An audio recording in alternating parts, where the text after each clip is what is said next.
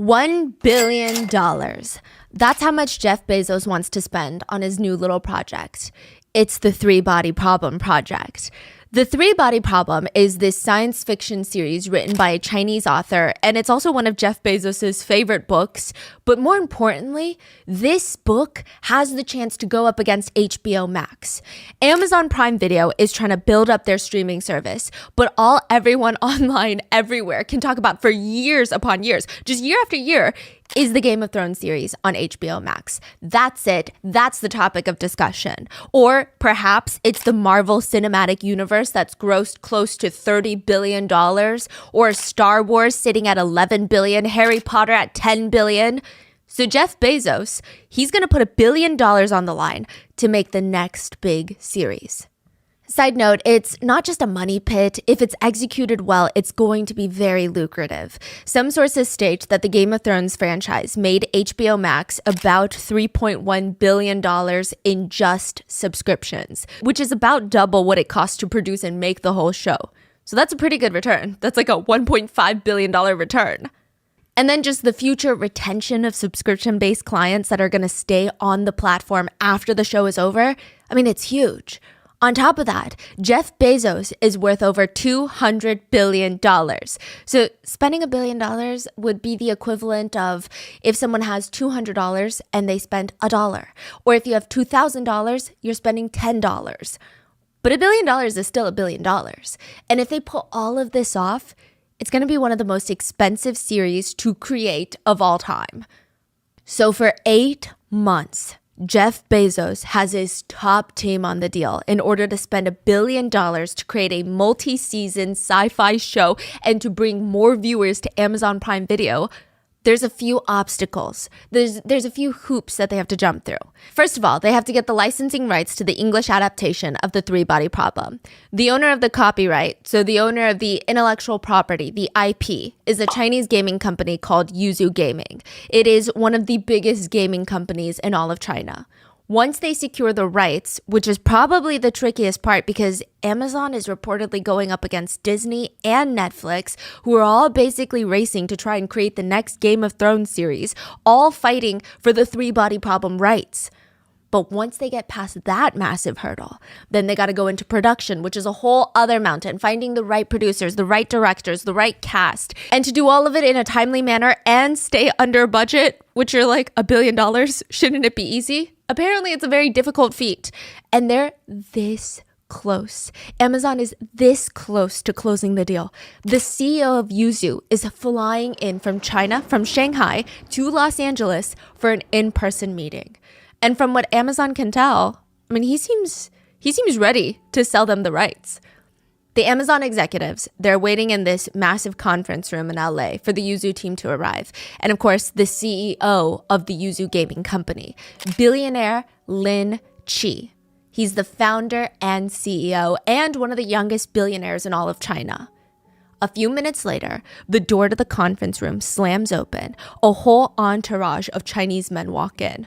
And the Amazon executives, they're staring at each other because, and again, this has nothing to do with race, but it looks like the CEO of Yuzu, but it doesn't look like the CEO of Yuzu. Why is he dressed like a full-on gangster? This is how they described it. Gold chain, tight shirt, black blazer, expensive basketball sneakers, and $1 million Richard Mille watch on his wrist.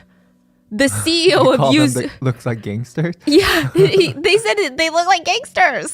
The CEO of Yuzu, 38-year-old Lin, he sits down at the head of the table. And this probably does not help with the whole gangster idea, but he sits back on one of those conference wheelie chairs and he kicks his feet up onto the table.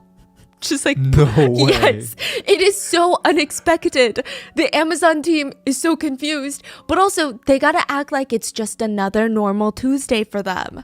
Their legal team pulls out the paperwork. 8 months, almost 3/4 of the fiscal year have been working on this deal, and it's all about to pay off. All CEO Lin of Yuzu, all he needs to do is sign on the dotted line like we all agreed upon, right? Amazon makes some pleasantries with CEO Lin. Likely they're promising him how seriously they're taking this project, how they're going to bring the Three-Body Problem to the global audience and it's going to do the series justice. And Lin's got this pen in his hand. Jeff Bezos is about to have a really good day. I mean, they're one signature away from closing this deal. When Lin, Yuzu's CEO, leans back in his chair and he says, let's do a joint production instead. And boom, game over. He just blew up the deal because he just asked, let's co-produce the show and you don't get the rights to the English adaptation. We'll do it together. The meeting is over. The Amazon team has to now go tell Jeff Bezos, a billionaire, that he indeed is not going to have a good day. But they're not the only ones having a bad day. They realize as they're walking out of the conference room, the Yuzu executives, they look kind of surprised. They look beyond maddened at CEO Lin's last minute idea. And it's very interesting because it seems like the Yuzu team was also taken by surprise too, that their CEO was just going to blow up the deal like that. So he flew in here under the premise of, oh, this deal is closing. But for whatever reason, he just decided not to do it. Last minute. But he flew in here and went through most of the meeting. Right. Yes. So he changed his mind last minute. And it seems like the whole Yuzu team that also flew in with him, they seem surprised too. It seems like that was not the conversation that they had up until this very last moment in this meeting. Got it. The Amazon executive said there was thick tension in that Yuzu executive group. A year and 11 months later, the same CEO Lin, would be interviewed and asked because the Three Body Problem was going to make an English adaptation, not through Amazon, but through Netflix. So he's going on this whole press tour and he was asked, what do you think you're going to think about on your deathbed? And he responded, I guess the only thing I don't want to think about is, I don't want to ask myself, how did I destroy the Three Body Problem? Billionaire Lin Chi, CEO of Yuzu Gaming, owner of the Three Body Problem IP, billionaire of China, would be mysteriously murdered 3 months after signing an exclusive deal with Netflix. Later, when an insider at Amazon was asked about his death, they said, yeah, well, I wasn't that surprised.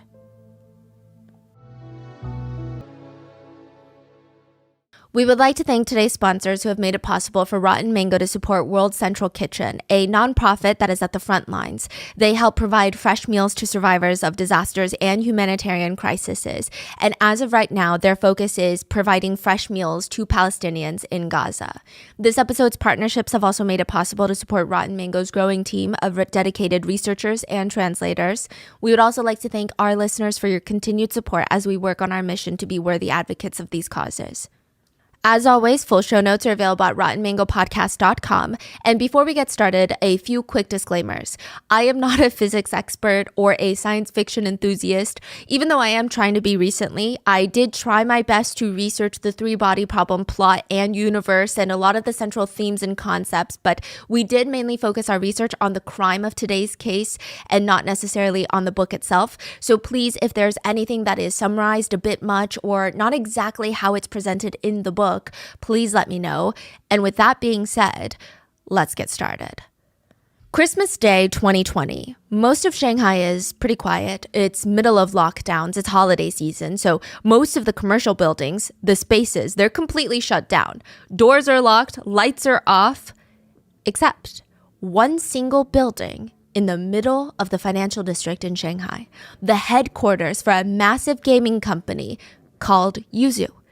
Every single floor of this building, every single office, the lights are on. And if you were to get binoculars and look through the floors, you would see people, office workers, just scrambling from room to room, holding papers, holding their phone. They look distressed. They're scrambling to get it together because if they don't, their stock is going to plummet to the ground and billions of dollars are going to be lost. But what is there to say, right? Their founder and CEO was killed. But don't worry, guys. Everything's going to be okay. We're going to publish a new game. He might have been murdered by someone inside the company, but don't worry, don't panic. We've got everything under control. But absolutely nothing is under control. The founder died without a will. That means his 3 underage children are going to automatically inherit majority shares of the company, but they're underage. So then, does that mean that his ex-wife, the mother of the 3 children, is going to take over? She's never even been in the business before. And as the chaos just keeps going, an influencer shows up at the office with a small baby in her arms and she's like, hey, this is the dead CEO's baby and I think I deserve a piece of Yuzu. The stock prices keep plummeting and they're tanking because in China, there is a saying, a country cannot be without a king for a day, and a company cannot be without a head for a day. 11 years before Lin's murder and the panic of Yuzu's share prices, there was this tiny old little bookstore right next to the train station. And a woman named Song thought, yeah, okay, I might as well pop in and see if I can find anything interesting for my long train ride. She walks in, and the first thing that catches her eye is this illustrated magazine called Sci-Fi World. It's a collection of all these random sci-fi stories. I mean, imagine a little magazine with 10 chapters from 10 different sci-fi novels, and they've illustrated it, so you're going to be very engaged. It's just one chapter a month. So the next month you buy the same magazine and you get the next chapter to all 10 sci-fi series. It's fun. It's low commitment. I mean, if Song hates a story, she's not stuck with it for the only source of entertainment for the rest of the train ride. She can just skip to the next story. Song grabs her bag. She grabs her new little magazine, hops onto the train, finds a seat, and she starts reading. Now, you know those stories that are so good, you forget where you even are? You don't even feel like you're on the train until somebody bumps into your arm and they're just like walking past the aisle. And you have this moment of like, oh my God, yeah, oh, I'm on the train. It's probably as close to teleporting as humans can get right now. Song's body is on the train, but she is deep. She is in the thick of the three-body problem universe. What do you mean all the top scientists are dying? This is the premise of the three-body problem. When the first world-renowned scientist self-exits, the scientific community, they go into mourning, they're grieving. But then another scientist dies, and then another scientist and another scientist in rapid succession back to back. At this point, the United States Air Force, NATO, CIA, the UN, the United Nations, they all start taking notice. It's a moment of pause of, okay, just numbers-wise, in this quick time frame, that doesn't even make sense. Their deaths need to be connected somehow because what are the odds of this? Maybe they discovered something that is so life-shattering that they can't proceed, or perhaps maybe there's a company that sells scientific tools like testing tubes and they're all been poisoned with hazardous material. They realize that the exact opposite has happened. The science that the scientists already know no longer makes sense. It no longer works. Imagine you wake up one day and everyone is telling you 2 + 2 does not equal 4 anymore. We don't know how, but it just doesn't. We don't even know how it used to be 4, but it's no longer 4. We don't know what it is. We don't know what 2 + 2 is anymore.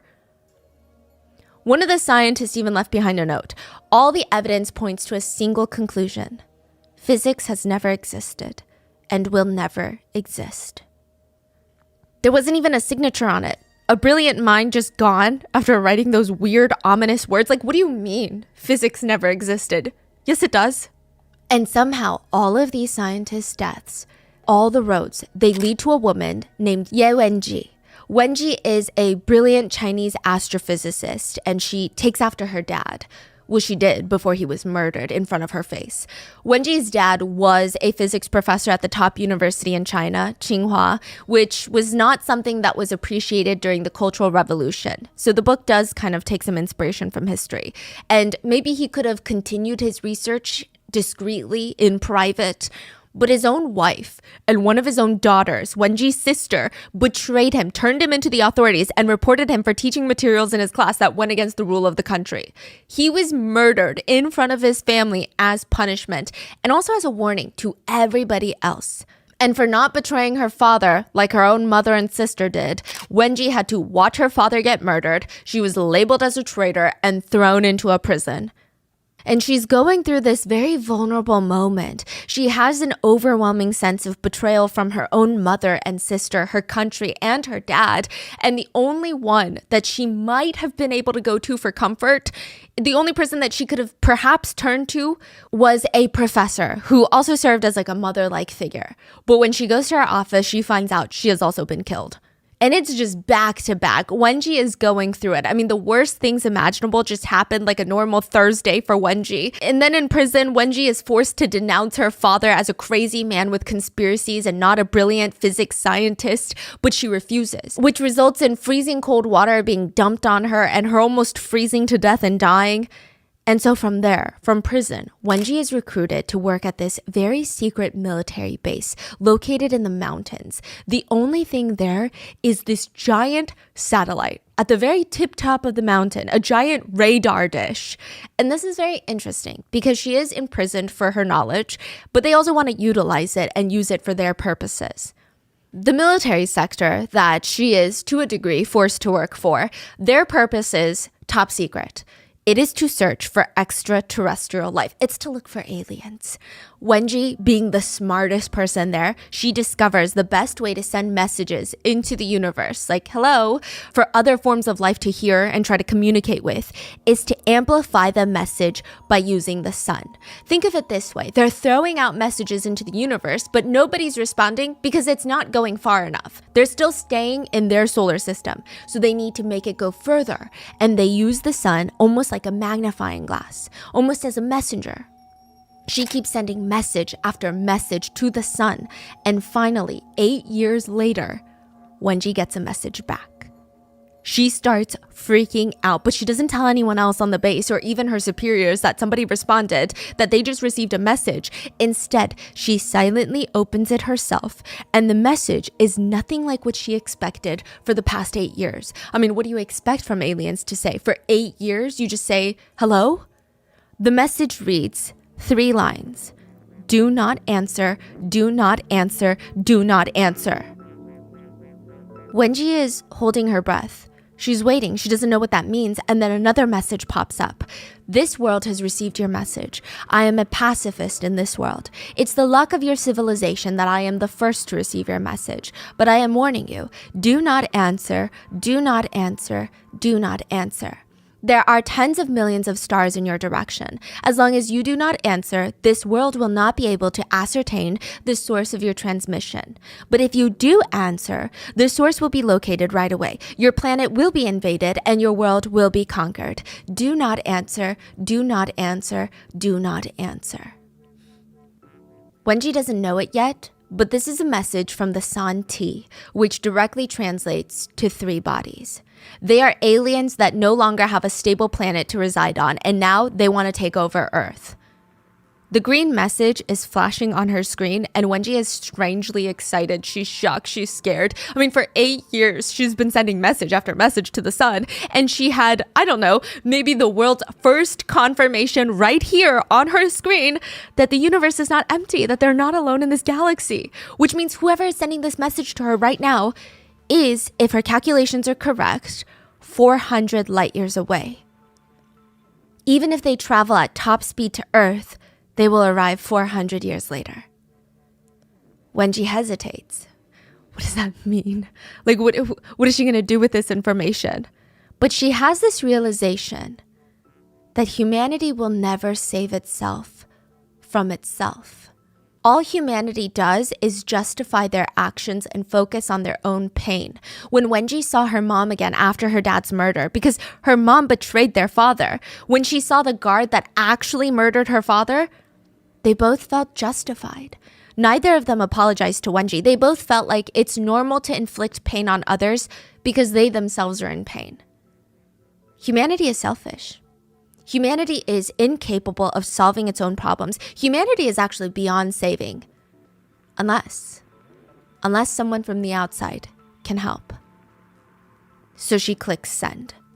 The message she sends reads, "Come here. I will help you conquer this world.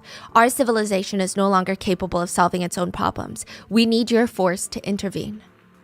And now, start the clock. The extraterrestrials are coming for Earth. And who's to say that they're going to listen to Wenji? Who guarantees that they even care about our civilization's problems?" And that's it. That's the end of the chapter. And Song, the woman on the train reading this, she's getting frustrated. The other little chapters in this little magazine, they don't even compare to what she just read in the 3-body problem. What's going to happen? I mean, I don't even understand. The rest of the train ride, she's just waiting for the train to stop so that she can run off, find the nearest bookstore, and buy the whole freaking novel, read it start to finish, analyze it, get into the story. "Hi, I'm looking for the novel called 3-Body Problem." The bookstore clerk says, "Sorry, never heard of it. You can try an older bookstore if you need, but I don't think that sounds like a new book." Song runs out there and goes to the next bookstore. Hi, I'm looking for the novel called Three Body Problem. Oh, never heard of it. We don't carry that book, sorry. Song is losing her freaking mind. She just needs to know what happens to Wenji, what happens to Earth, what are the aliens gonna come? What happens when they come? Is Wenji gonna be alive when they arrive? I mean, she's so desperate. She begs for a copy of the book online. She's going to sci-fi forums. I'm willing to pay whatever you need. She finally gets some sort of response. I don't have the book, but I have a full set of the sci-fi magazines that you were reading, and I guess you could purchase them all from me, and you would be able to kind of piece together most of the story. Song agrees. She pays several times the original price to get her hands on this freaking book. Her husband notices how obsessive she's becoming, and he's kind of intrigued. Over dinner, that's all she can talk about is the three-body problem. What do you think is going to happen, honey, when the aliens come? She's laying in bed talking to him about how genius this whole storyline is. And she would excitedly tell him, yeah, okay, I'm reading a book on how aliens are going to come to Earth in 400 years, which honestly, fine, great. Sci-fi, it doesn't have the most relatable plots out there. But this is what everybody says about the three-body problem. It feels like I'm reading a book on myself, about the nature of humans. Rather than just really crazy alien storyline of an alien invasion, it feels like I'm reading about us. Wait, why did they not think about this before? This is the greatest idea ever. The couple are laying in bed and they decide, we should purchase the rights to turn this random little novel that nobody knows about into a movie. Coincidentally, the couple are in the entertainment industry. Song, the wife, the woman on the train, is a screenwriter, and the husband is a director. Okay, they're nothing impressive, sorry, no offense, but they do have enough money to buy the rights from the author, or at least try to. Song calls the magazine customer service line to ask for the author's contact information, and they go to meet up with him. There is a factory in the mountains of China where a man named Liu Cixin has been working for the past 25 years. We're going to call him Elsie. Well, define working. He was employed in the factory in the mountains. He was getting paid, but he wasn't really working. You know, that's what some sources say. He was assigned to his position by the government, and everyone was assigned a computer to work on every single day, but nobody knows what they're doing. They were just assigned this random job, but also their managers don't know what they were doing because they were also assigned their managerial jobs. So nobody knows what they're doing in this factory. All the employees would do is come in, sit in front of their computers, and just tippy-tappy away. They would look like they're doing some legitimate work, and as long as you don't look suspicious, nobody's going to investigate what you're typing away on your screens. And it's likely that while Elsie is sitting there, he starts kind of losing his mind. He's going to plop over from boredom and understimulation. He's just thinking up random ideas, and he comes across the three-body problem plot in his mind. It just kind of comes to him, and he doesn't think much of it. And he said, it started off like a short story, but it just kept growing and expanding in my mind like a plant. And he would start tip-tapping away on his work computer, just writing his book. And he said, I especially really liked those low-quality monitors at work where you can tilt the angle of your screen just a tiny bit, and nobody can see what you're doing. Allegedly, that's how he wrote the Three-Body Problem book. He published the first book to the series, the trilogy, The Three-Body Problem, in 1999. And then nothing. The sales were underwhelming, and he just kept working away at the factory. Nobody knew that this would be the book that former President Barack Obama, Meta CEO Mark Zuckerberg, Game of Thrones creator George R.R. Martin, and Amazon founder Jeff Bezos would be absolutely fascinated by. Former President Barack Obama would say, this series is wildly imaginative. I mean, just really, really fascinating. The sheer scope of the book was immense. It's made day-to-day problems with Congress at the time seem fairly petty. The book, written in the factory in the mountains, would go on to sell 9 million copies worldwide. But at the time, Elsie did not know any of that. He was barely making any money from the books, and he just got laid off from his job.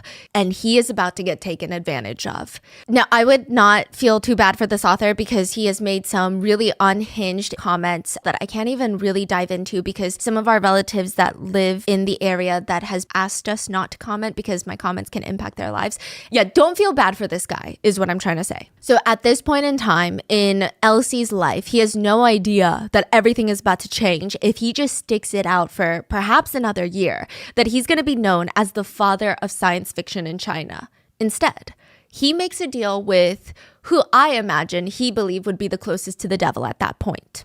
In 2009, right after being laid off by the factory, this is 10 years since he published The Three-Body Problem. Elsie's got no money to feed his kids. He's got nowhere to go if they get kicked out of their home. He's pretty much hit rock bottom when this random couple calls him. The husband is a director, the wife is a screenwriter. I don't know, he's never heard of him. And they start offering him random figures for the IP, the intellectual property for The Three-Body Problem. They know that this guy is struggling. They know that the author just got laid off. And they know that even when he was working in the factory, he was making like $100 a month. That's $1,200 a year. Now, I just want to put a disclaimer here. It is not publicly known how much the couple paid for the IP, but it is rumored to be around the ballpark of 15,000 USD, $15,000. That is like nothing.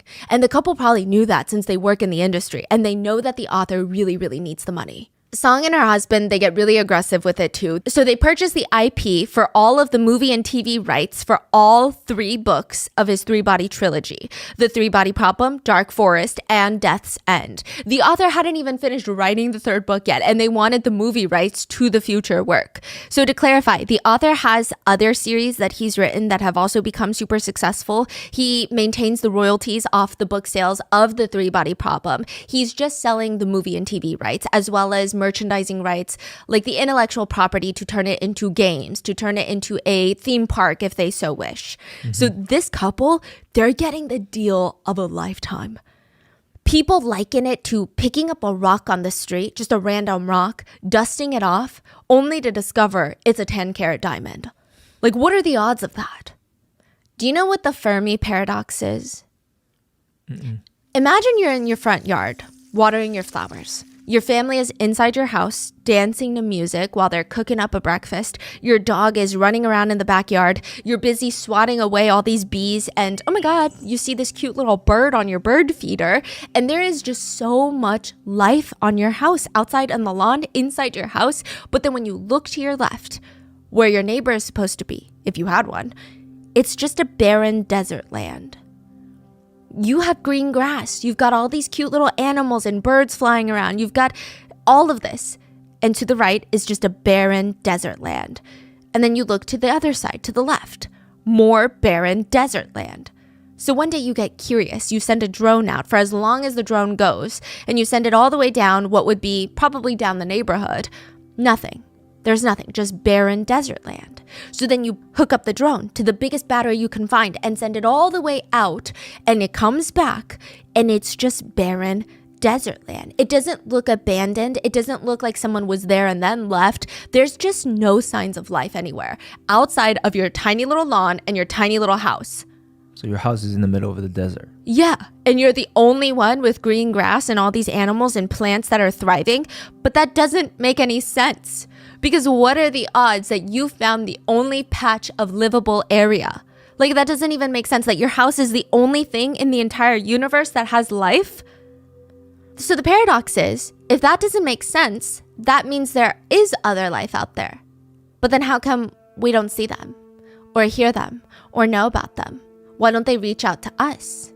The scary answer would be, we don't see them because they're hiding.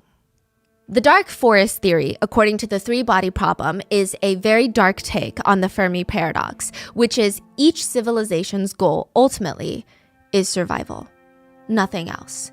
There are questions between humans about, are humans inherently good or are we inherently bad? Are we evil or are we moral people? But if you really look at the infinite unknown universe at the universal scale, none of that really matters, is what the dark forest theory says. The only thing that matters to humanity and all life out there in the universe is survival. At the end of the day, good and evil mean nothing. So the dark forest theory goes as follows. The universe is a dark forest. Every civilization is a hunter with a gun. They are armed hunters stalking through the trees like a ghost, gently pushing aside branches that block the path, and they try to move without creating sound. Even breathing is done with care. The hunter has to be careful because everywhere in the forest, there are stealthy hunters like himself. If he finds another life, if he finds another hunter, an angel or demon, a delicate infant or a tottering old man, a fairy or a demigod, there is only one thing the hunter can do. Open fire and eliminate them. Because in this forest, hell is other people. It does not matter if you think the hunter you're staring at in the dark forest is good or evil, weak or strong. The only thing that makes sense in this split moment is to shoot and eliminate the hunter. Because if you do not, they will do it to you. They're going to turn around and they will shoot you. Because in this dark forest, the only thing that matters is survival. The struggle for survival rules over everything else, which translates to shoot first, apologize later. Which is basically what the couple did when they purchased the rights from the author. Within a year of selling the film and TV rights to the trained couple, Three Body Problem starts blowing up. Everyone wants it to be turned into a movie, and the couple are foaming at the mouth. They start hosting press conferences in Beijing where they invite representatives from the top film production companies, and they have their 2 lawyers just standing right next to them, ready to sign an 8-figure deal that nobody wants. Like, if the couple were just trying to sell the IP for the Three Body Problem, no strings attached, there would have been a massive bidding war. But the couple present a deal that nobody wants to take on. The couple state, we have to be involved in the Three Body Problem production.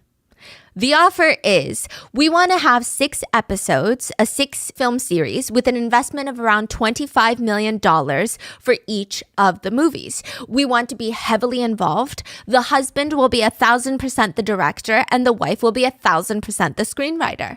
So they want a bunch of people to invest money for them to make this crazy 6-part movie. Yes. Like the next Harry Potter series. There's a saying in China where if there's a man laying on the couch, no matter how much you want them to stand up, no matter how much you're trying to drag them, if they're just like limp, dead weight on the couch, you're not going to get them to stand up. It doesn't matter how much blood, sweat, and tears you put into that person.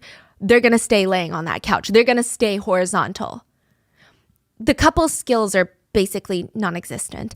Even if they had Jeff Bezos' resources, they would not be able to pull this movie off unless they use those resources to fire themselves and hire new screenwriters and directors. I mean, no offense. Okay, like they're that bad, just subjectively speaking. The husband, the director, he had never directed anything of this kind of magnitude with this kind of budget. It's like giving a person who's only recreationally kayaked, maybe they kayaked once or twice in their life, giving them the steering wheel to a mega yacht or a massive cargo ship, and then expecting them to do a good job at sailing the boat. Nobody's going to have a good time. It's going to be rough waters. And that's not my personal opinion. You know how movies and shows are reviewed and they're rated on a scale of 1 through 10? Even if you were to take every existing work that the couple had already completed, they had, I think, 2 TV shows, 4 movies prior to all of this. If you added up all of the scores, it would still not hit the 2 digits. It would not hit 10. I mean, they're all rated horribly. I think the highest rating that they ever got was like a 5. Yeah, it's pretty bad. The investors, entertainment companies, production companies, nobody wants it. Not even the fans. They're terrified. They were all over social media at this point because remember the part in Three Body Problem where the main villain, Wenji of the series, gets a message from the alien saying, do not answer, do not answer, do not answer. Mm-hmm. Well, fans responded to the couple's multi-million-dollar proposal with the words, do not film, do not film, do not film. Because they'd rather no movie than a ruined movie. Yeah, that makes sense. Nobody wants the Three Body Problem bad enough to put up with this couple, except billionaire Lin Chi. He is one of the youngest self-made billionaires in China at this point. He was worth $2.2 billion. He built his fortune off of knowing what people want and then giving it to them, which in this case, big-chested women in video games. Yeah, okay, so his company, Yuzu Gaming, had some very large assets in their games. Yes. One of their biggest games to date is called League of Angels, which features very exaggerated characteristics in their design process. Lin knows what his audience is looking for, and he delivers on it, and it made him a billionaire, right? We can't hate on that. So within just 3 years of founding Yuzu Games, he becomes one of the youngest CEOs of a publicly traded company, and at 33 years old, he becomes a billionaire. Wow. In 2020, just the first 3 quarters of the year from January to the end of September, Yuzu's revenue was over $500 million. In the US, there's only about 1,000 companies that make over $500 million a year. This is like the top of the game. But I will say that Yuzu's games are not necessarily seen as a world-class standard for gaming. If anything, their games are kind of pooped on by the online community. Some netizens would go as far to say, if the goat of gaming is Blizzard, Yuzu is the goat shit. Yeah, apparently a lot of Yuzu's games would just pull from other games. They would take the plot details, fight sequences, even digital aesthetics, just taking bits and pieces from other games and then Frankenstein them, release them to the public. But even then, some people would enjoy it. They said it's the type of game that you don't waste too much time or money on. You don't get too invested. It's just a silly game that you play on the toilet. But that's Yuzu's strategy. You target the lower end players. You focus on making affordable but fun games that don't require gaming computers to play because it's so high quality. You keep it cheap to develop, cheap to play for the masses. I mean, there's a large market for it, clearly. I mean, he's a billionaire. He was not oblivious to what people thought of his games either. He said something along the lines of, when an affordable shoe brand starts releasing shoes, as long as they can be worn, walked in, they're going to sell even if they start leaking after a rainy day. Insinuating not everybody has money for Gucci footwear, but also don't expect the world's best shoes without paying that price. There's a market for everyone. Before Lin went on to run one of the most successful, profitable gaming companies in China, he was just a little kid working in a coal mine. I'm serious. There was one day he worked there 14 hours in the dark, scary, dangerous coal mines. He came up after his shift, just coal all over his face. He sees the sunlight again, breathing in that fresh, crisp air after 14 hours of dust swirling in his lungs. And he tells himself, I'm never going to be in a situation ever again where I have to work in that coal mine, which he wouldn't ever have to ever again because his parents own the coal mine. Yeah, Lin is the son of a wealthy businessman who owns a few coal mines, and they made him work one singular day in the coal mines as a wake-up call.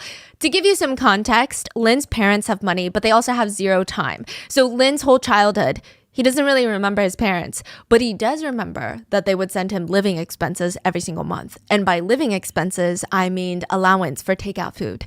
He would have to buy takeout every day for him and his little sister. He was likely one of the wealthier kids in the neighborhood, but every day he was starving. He was forced to beg his neighbors and family and friends for cash. What happened to the money that your parents sent to you? What are you talking about? You need money. He used it all to play video games at the arcade. Lin said he got really, really good at the art of negotiating, the art of yapping at this point, because wealthy family son blows money on video games. I mean, who's going to want to lend him money? Nobody, unless he can somehow convince them. He gets by for a while before somebody tells his parents what's going on. So his parents, they pull him out of class one day, throw him into the coal mines, and they did not actually initially plan on letting him work in the coal mines. They just wanted to take him down there and be like, see, you got to do this. And they're screaming at him, if you don't study hard, you're going to have to dig coal in the future. Is that what you want to do? Lin has the audacity to look at his parents and say, I think coal mining sounds pretty good. I'm quite interested, actually. So after 14 hours, he's practically crying at the sky, kissing the ground, and he said, I will never forget that kind of coldness and that kind of darkness. Coming back up, seeing the light, it felt like heaven. So he snaps out of it, and since that day, all he does is study for the college entrance exams. He missed Tsinghua University, which is like the Harvard of China, by 2 points. He ends up at the Nanjing University instead, which is still a really impressive school. He's majoring in computer information management, and he's just back to his old ways. He's smart enough to get by with minimal effort, and the rest of the time in college, he's in his dorm room. All the curtains are closed. He's playing video games and eating cup ramen every single day. That's all he's doing. After college, he's spending a good chunk of his time kind of rotting in his bedroom. During the day, he was working at first he started at like the AT&T of China. Then later he moves to Huawei, which is like the Apple of China, right? But the corporate life, not really his vibe. He doesn't like it. He likes to do things his own way. He doesn't like to ask his manager for permission to do things that he already knows more about than his manager to begin with. So he starts raising capital. In 2005, he gets $55,000 in his account and he decides, I'm going to develop a property management software company. It's definitely a case of he's following where he thinks the money's going to be. But it's clear he's just not into it. Within a few years, company goes bankrupt. Then he does it again. New company goes bankrupt. Then again, new company goes bankrupt. 3 failed companies, and Lin has no clue what he's going to do next. But he's like, you know what? One thing's for sure. I'm not going to be coal mining, okay? I'm not going to get a job either. He basically said at this point, I like the idea of printing business cards with my name on it and being my own boss and calling myself a founder. So let me just try to do something fun.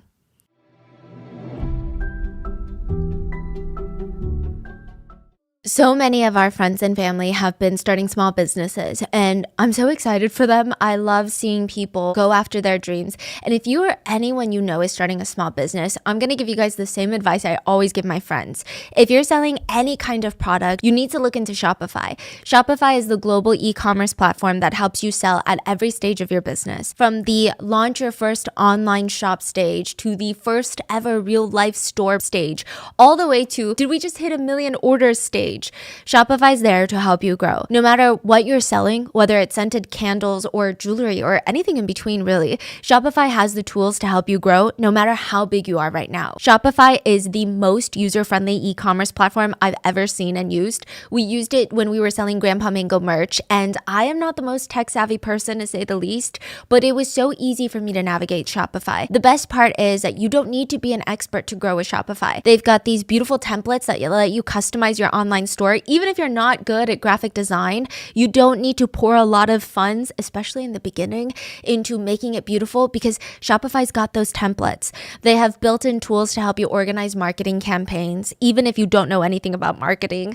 Shopify even has a built-in AI tool called Shopify Magic that helps you create product descriptions, generate FAQ pages, and even send emails. It's kind of like having a personal AI assistant.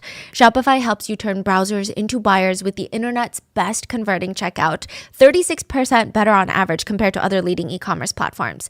Shopify powers 10% of all e-commerce in the US, including Allbirds, Rothy's, and Brooklinen, and millions of other businesses of every size across 175 countries. So if you are a business owner and you want to scale your business this year, you need to check it out because businesses that grow with Shopify. Sign up for a $1 per month trial period at shopify.com/rotten, all lowercase. Go to shopify.com/rotten now to grow your business no matter what stage you're in. Shopify.com/rotten.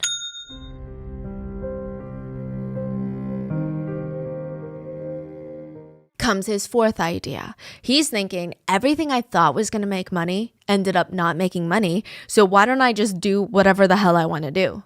He founds Yuzu Gaming in 2009. I mean, he technically, I guess you could say, has 20 years of experience in gaming because he would do that like 15 hours a day, and he starts working.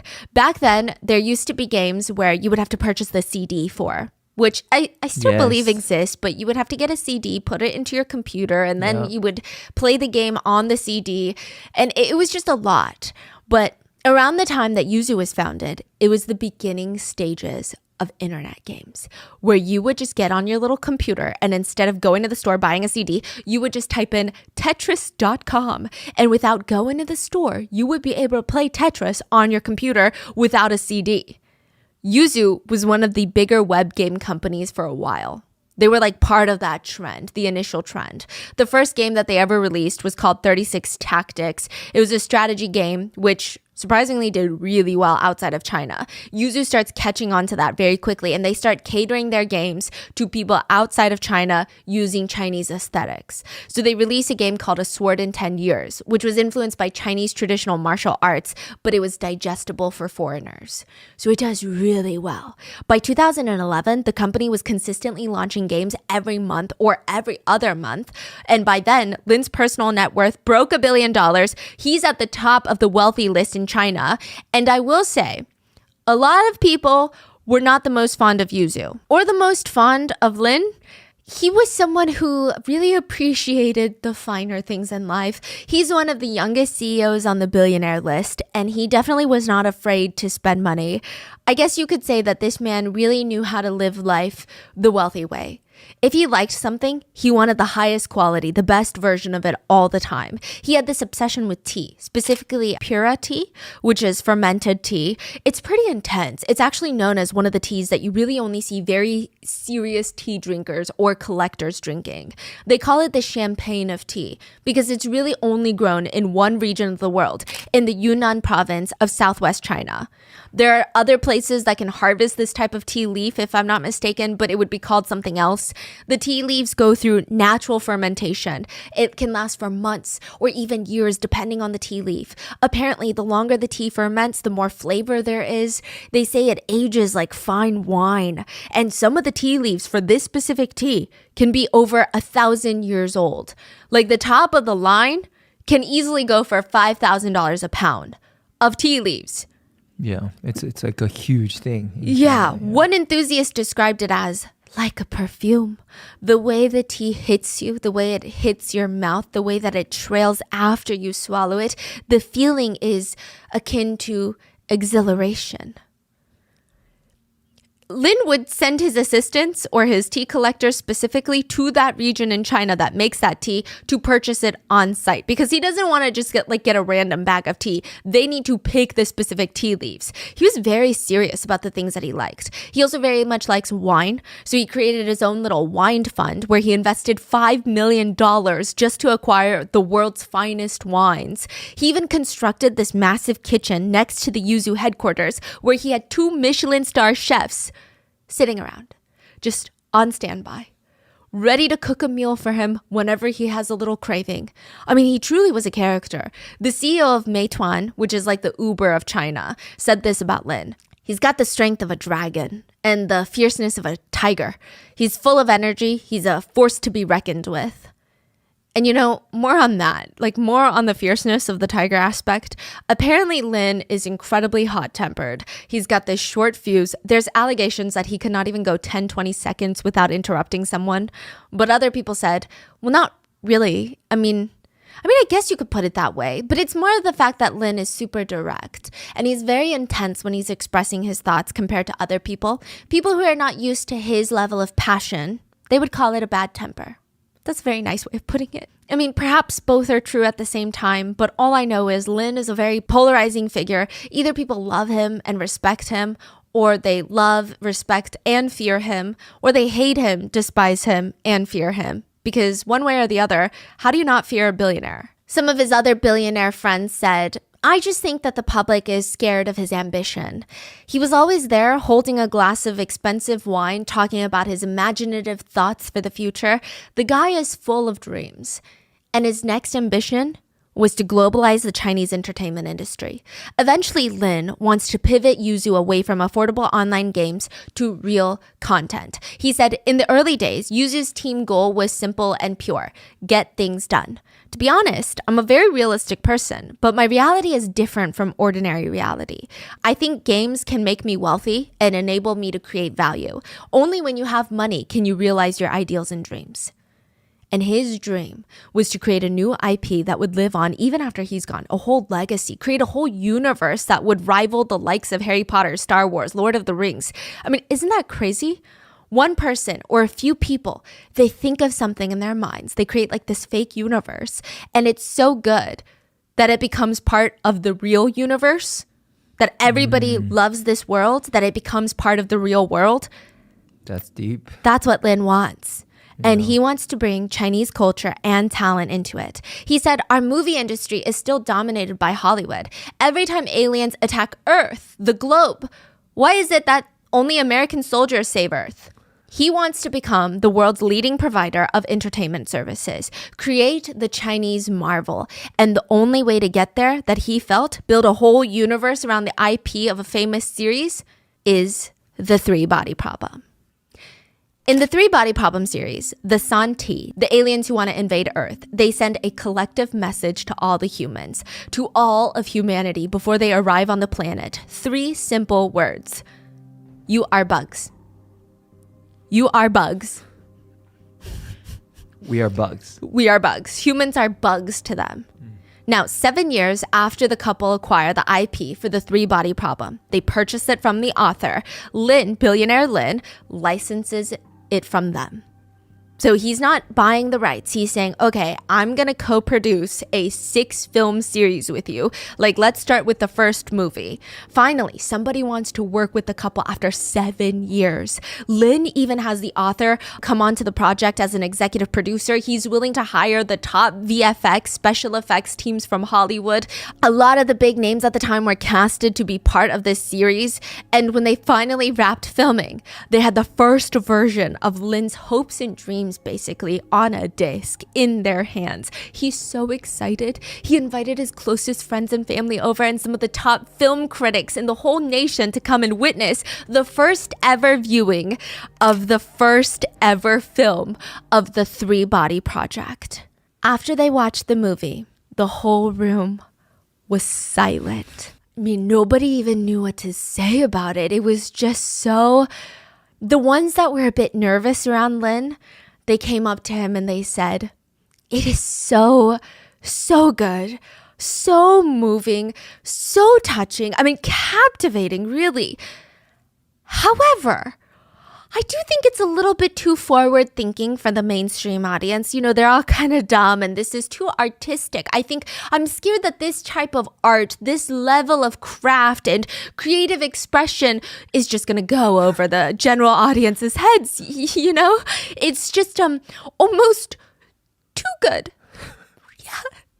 The other people, the ones that weren't scared of Lin, so probably just his friends and family, they looked at him and just said bluntly, are you sure that was a movie? That felt like a PowerPoint presentation.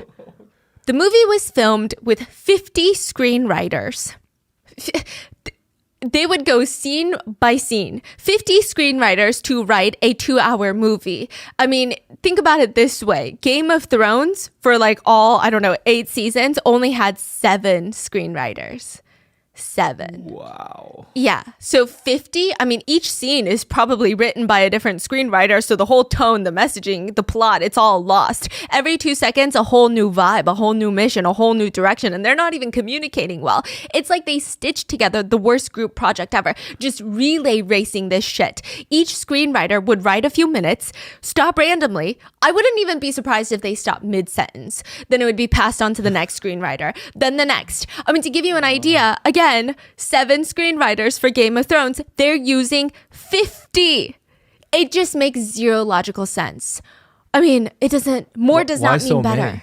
I don't know. I guess they thought more the better. The more the better. The couple were interviewed. The couple, the director and the main screenwriter, the one that owned the rights to the IP, they were interviewed during a press release for this movie, or at least the announcing of the production for this movie. And the husband, the director, said that his biggest challenge for this film would be the special effects. He said he spent years learning green screen technology. Green screen? Just adding green screen in the back? Yeah. Precisely. Which is also very interesting because a lot of the editors working on this movie allegedly mass walked out on their jobs.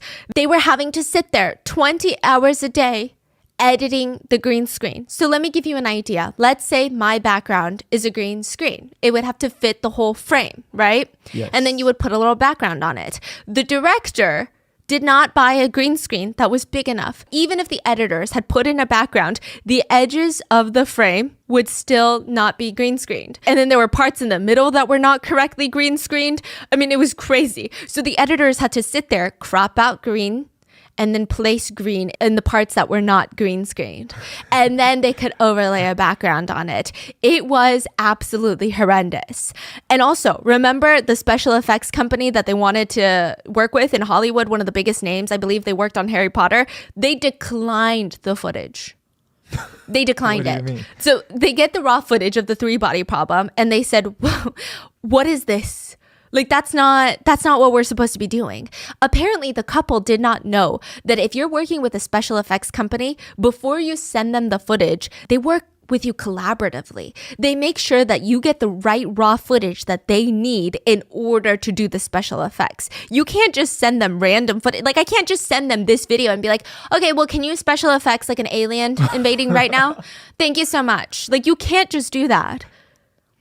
They thought you just use it like a dry cleaner. You show up after your shirt is covered in stains and they fix it. That's not how it works. Also, I don't think that the special effects company wanted their name anywhere near this project. By all accounts, it was probably the worst movie made in that budget range to date. The couple end up taking the footage to a domestic special effects company, which I'm sure they're great, but they're no world-class leader in special effects. Also, they go bankrupt before they can finish editing the three-body problem. Oh, the special effects company. The second company? Yeah. Went bankrupt? Went bankrupt. What is going on? Exactly. So a lot of the edits had to be done in-house, which, like I said, the editors are flipping their desk, walking out on this job. It's just nothing is going right. Which honestly, maybe the editors wouldn't have walked out on their jobs. Just maybe. If the movie had been interesting, it could keep them somewhat entertained, somewhat incentivized to focus on this big mission while they work. But the writing, the dialogue, the plot line was so horrendous. You couldn't even say that this was the three-body problem. It felt like a fanfic. Apparently, the wife that owns the IP, the main screenwriter, she added so much of her own original content to the script that it was no longer the three-body problem. She managed to turn a masterpiece into literally the worst Wattpad that you could imagine. She refuses to listen to anybody, including the author himself who created the universe. There were a lot of creative changes that were made, which, by the way, when you make a show, a live action of a book that has a cult following, you have to be so thoughtful and intentional with any of the changes that are made because people are married to that book. They're married to that idea, that vision. And when you start altering stuff, you're going to hurt a lot of people's feelings. People want to see that book come to life, not a whole new book. Suddenly, there's an alien that comes to Earth in the movie that can point a finger at you like E.T. and throw you 20 feet away. Like, it felt like a mashup of Avengers meets Three Body Problem meets E.T. and it's a whole new story and it's not a good one. Lin is understandably very pissed. I mean, he went into this project thinking that the director would direct and the screenwriter would write, and maybe it wouldn't have been a masterpiece, but what is this PowerPoint presentation of a movie? If he releases this movie, it's game over. Everything he envisioned for himself is down the toilet. He's going to be the laughing stock. Everyone on the internet will tell him to stick with shitty games. His whole plan of breaking into the entertainment industry with films, with universes, highly valued IP is going to crash and burn. Which means the only other option is to not release this movie and take a loss of tens of millions of dollars. That's exactly what he's going to do. But Lin is not going to give up on the three-body problem at this point. He still wants it. He just wants to make sure that the couple stay 10 feet away at all times from the set, from anything. Stay 10 feet away from the book itself. Don't get involved. Don't be around. Get lost. Lin now wants to go in and buy the IP. The whole movie and TV rights, all of it, from the couple. They're not going to direct anything. They're not going to write a single word for the script. Nothing. They're going to take their money and walk away entirely. Which means it's just now a matter of exactly how much money are we talking? $27 million. That is what the couple is asking for, on top of the money that they already caused Lin to burn through. About $55 million on the PowerPoint presentation they called a feature film. A lot of the production companies that wanted the rights to the IP felt like the couple were like bugs. Pesky, annoying, refusing to leave, not helping anyone but themselves. What is the point of your existence? But there is something you have to remember about bugs. It's a quote from the three-body problem. Look at them, the bugs. Humans have used everything in their power to extinguish them out of disgust. Every kind of poison, bug sprays, pesticides, searching for and destroying their eggs, using genetic modification to sterilize bugs, drowning them in water. Every family has bug spray. Every desk has a fly swatter. This long war has been going on for the entire history of human civilization. But the outcome is bugs are still not extinct, and their numbers are no less than that of humans. Insects roam heaven and earth, just like the true masters of the planet.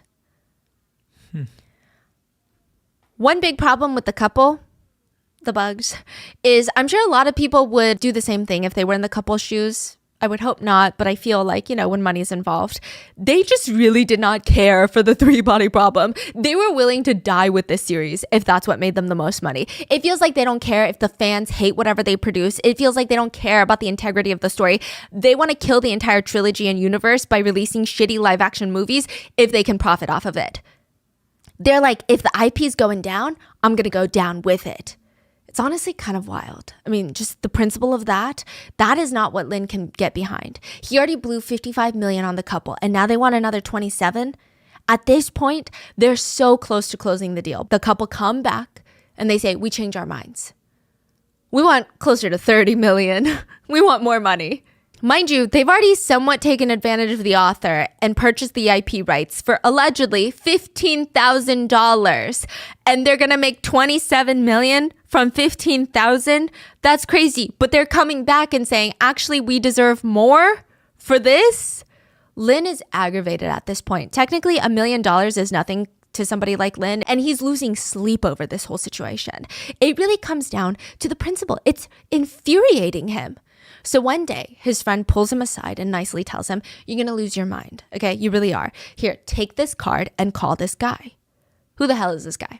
He's known as the master negotiator. If you want a deal done, you go to this guy. He's a closer. They say that he can whip up a deal out of thin air. If you ask him to handle it, nothing ever goes wrong. Lin agrees to call the master negotiator, but he's a billionaire. He's going to run a few background checks first on the guy. The guy's name is Shu Yao, a lawyer. We're going to call him Shu. Or at least a lawyer is what everybody thinks he is, right? That's what he claims to be. Nothing is for certain without a background check. A full investigation into a so-called master negotiator. The results come back, and Shu really is the real deal. He really is a lawyer. And he was responsible for helping facilitate over $14 billion in deals. He works for a company called Fosun, and they acquired the Chase Manhattan Plaza #1. They acquired a 16% stake of the Millennium Bank of Portugal. They acquired the German H&A Private Bank. They acquired Japan's Hoshino Tamamu Resort, Brazil's Rio Bravo Investments. This guy's resume is impressive. He facilitated most of those deals. He studied law in France, then went to the US, worked for the Hong Kong office for the top US law firm at one point, and now he was the general legal advisor for the Fosun Group, a huge conglomerate in China. He was rumored to be the president of Fosun Group's right-hand man when it comes to mergers and acquisitions. He leads the in-house legal team, and under his guidance, they won Asia's best legal team of the year. Wow. So, I don't know. Maybe Lin's friend was right. If anybody's going to get him the 3-body problem IP, it's going to be Shu. Lin books a meeting with Shu, and he just cuts to the point, okay? 2.5 million a year. You know what? Make it closer to 3 million a year. Leave your firm and come work for Yuzu as in-house counsel. That's the deal Lin is offering Shu. He's trying to poach the guy, and he's becoming very aggressive with it. On top of the $3 million a year, if you get this deal done, you can be the president of the subsidiary of Yuzu, the 3-body problem universe. Oh, so he wants him to work for him for $3 million a year and also be the president of Yes. 3-body problem Universe. You will be one of the highest executives in Yuzu, running one of the world's greatest IPs. I mean, That's pretty good. how do you say no to that deal? Within 120 days, 4 months of joining negotiations, Shu closes the deal. Instead of the over 27, close to $30 million the couple originally asked for, in 2018, Yuzu purchases the IP for the 3-body problem for $16 million. The 3-body problem IP was now Lin's, and Shu was officially the president of the 3-body problem universe. In order to understand the 3-body problem, I think you have to understand the 2-body problem. Let's say we have 2 stars. They're both moving and interacting with each other. Based on mass, gravitational pull, and a whole list of other factors, you can kind of predict the location of both stars at any given point, even maybe 5 years down the line. Disclaimer, technically our solar system is not a 2-body problem, but for simplicity's sake, just imagine Earth and the sun. Earth orbits around the sun at a certain speed and distance. It's predictable to a degree, and for a certain period of time, it's going to be the same route. You can calculate it mathematically. But then you add in a 3rd body. Let's say you add in another sun, the same mass as the sun that we have right now. You've got these 2 giant masses, the suns, that are almost in a way fighting to bring our Earth into their orbit. They're just fighting, and we're just getting flung around between the 2 suns. But then you can add another sun, and now you're flinging around between 3 suns. The three-body problem is a real problem in physics. It's not a problem that the book came up with. It's considered a mathematically chaotic system. You cannot analytically, with much accuracy, predict the future of the three-body system. Because even if you change the environment, even if the smallest increment of distance has been altered, the whole system goes completely chaotic. And the result becomes exponentially different from what you have calculated, which makes the three-body problem mathematically unsolvable.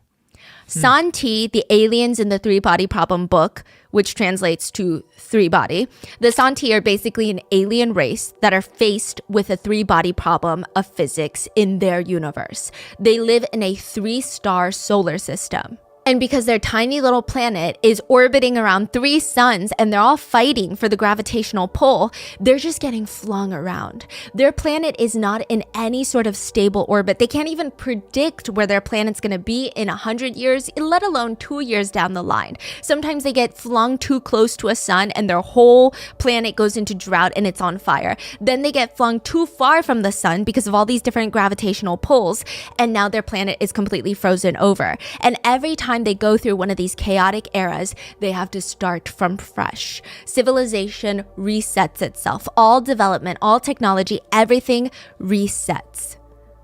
Except there was one recent time period where the Santi were able to technologically advance to the point where now all of them, most of them, have left the planet. They're like nomads, space nomads. They live in their vans.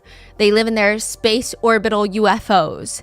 And they're roaming around looking for a new planet to take over.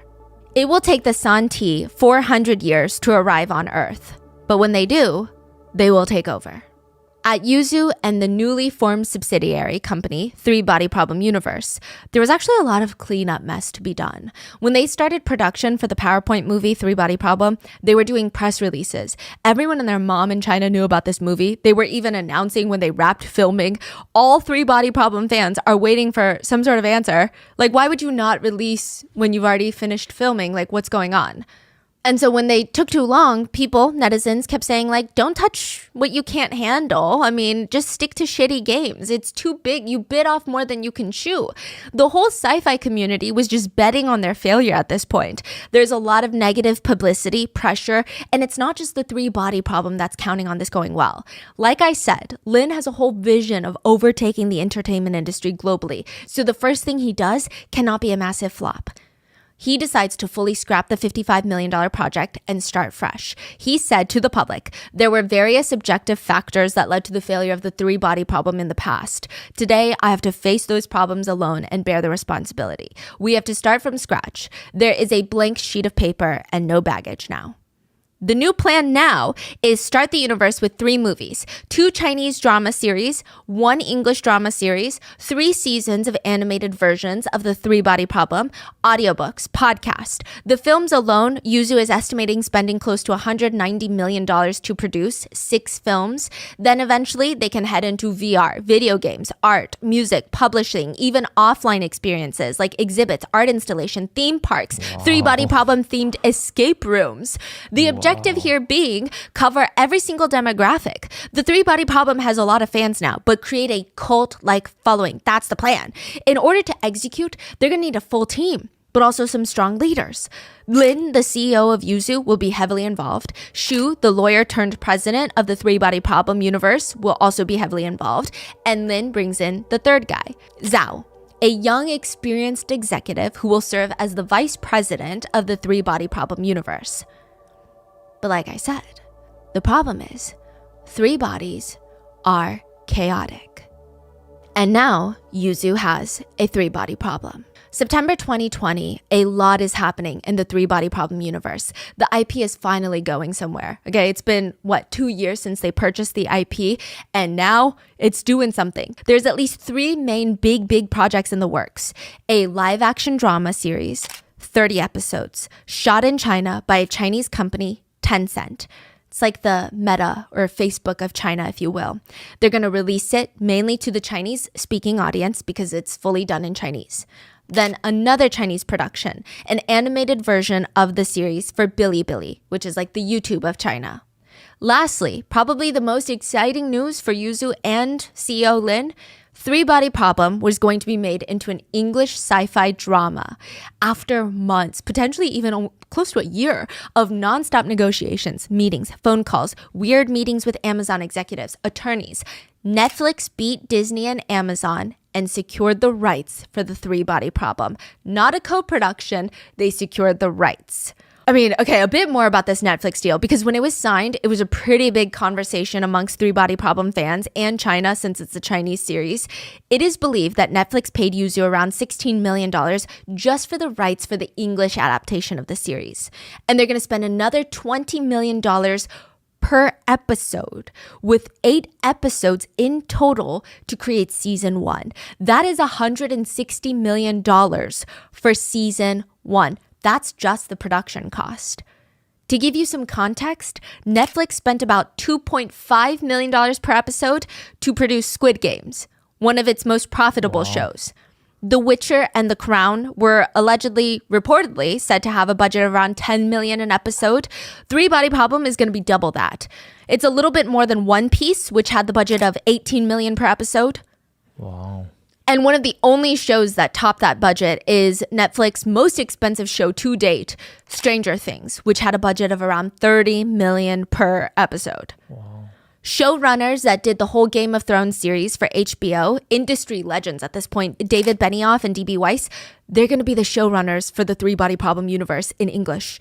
Side note, most of the Game of Thrones had a budget of $10 million per episode. It wasn't until like the final, I want to say 1 or 2 seasons, it was $15 million per episode. So this is a lot more than that. Every single episode of Three Body Problem is going to be more expensive than Game of Thrones, which most of that cost, I'm assuming, was allocated for special effects. Later on, when the show was released, people who worked in special effects, they said, no, don't get me wrong, Three Body Problem is a great show. Really cool. Watching it though, because I work in the industry, is like watching people or someone pile up $1 million in cash and then light it on fire. You're just burning through money for a few minutes of cool effects. Every few minutes, it feels like, okay, that's $300,000. Okay, there goes $1 million for a 2-minute clip. Okay, that's another $500,000. Just burning money. So think about that next time you watch a sci-fi show. David Benioff and D.B. Weiss, the Game of Thrones showrunners that are now handling the whole project, interestingly enough, they've actually worked with Yuzu Gaming in the past. Yuzu was licensed to create a game based off the HBO series, and they made Game of Thrones Winter is Coming, the video game. So Yuzu worked with them. I don't know how directly they worked with Benioff and Weiss, but they did work together to a degree. Now, there are some layers of public reactions about Netflix acquiring the English rights. September 2020, there were so many conversations. So first of all, in the past few years, this feels like one of the biggest projects, most expensive projects to bring a Chinese story to Western viewers. A lot of Chinese fans were super excited and super nervous because there's so much nuance in the Chinese culture and history, and how it's going to be depicted, nobody knows. Netflix does end up changing a lot of the characters. They describe it as globalizing the story. Their argument being that it's not necessarily just an in China story. I mean, the aliens are invading Earth. Every country's involved. Apparently, the author agreed to it, and they wanted it to feel more inclusive to the West. But still, a lot of Chinese netizens were upset because only a third of the cast of one of the most significant Chinese sci-fi series were of Asian descent.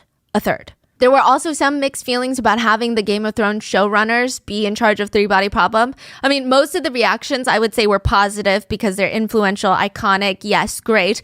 But other netizens were hesitant, considering the last season of Game of Thrones is known to be one of the most disappointing seasons in TV history. But it does seem like they're taking it seriously. The Game of Thrones showrunner said, it's one of the first things we'd come across since Game of Thrones where we were actually scared. Like, we knew that this was going to be hard, and that's why we knew we had to do it. Wow. Another interesting aspect to the Netflix production is there is a lot of elements of not just Chinese history in this book, but also so much physics. I mean, it's science fiction, so of course it's not real and it's fiction, but this series is so heavy on the science part. It's not even the fun stuff. It's straight up physics. Apparently, Netflix offered a Physics 101 class for almost everybody that was working on the show. They had an astrophysicist as a consultant for the show. He was just on speed dial for any and all questions. Just the sheer amount of science that is pertinent to this plot of this series is crazy. And it's going to make the show very, very difficult to create on a visual scale. I mean, think about it. It's one thing to read about how something starts as 10 dimensions. Imagine 10 dimensions in your head, and then it folds, collapses into 9, 8, 7, 6, you get it, until 2. How do you show that visually, from a visual standpoint? Like, what does it look like inside of a particle accelerator when atoms are colliding? David Benioff said, for me, there were so many scenes in the book that I read, and I thought, I really want to see this. Throughout the whole trilogy, there were so many scenes that are so thrilling to read, but also as a TV writer and producer, it's deeply intimidating because you're thinking, how are we going to show multiple dimensions on screen? How is that going to work? I literally can't visualize some of the things that are described in this book. But overall, the news that Netflix was going to adopt an English version of the three-body problem, I would say was good. Most people in China were very happy. Everybody seemed really, really ecstatic, especially Lin. This has been his project for the past, 5 years of his life, and it's going somewhere.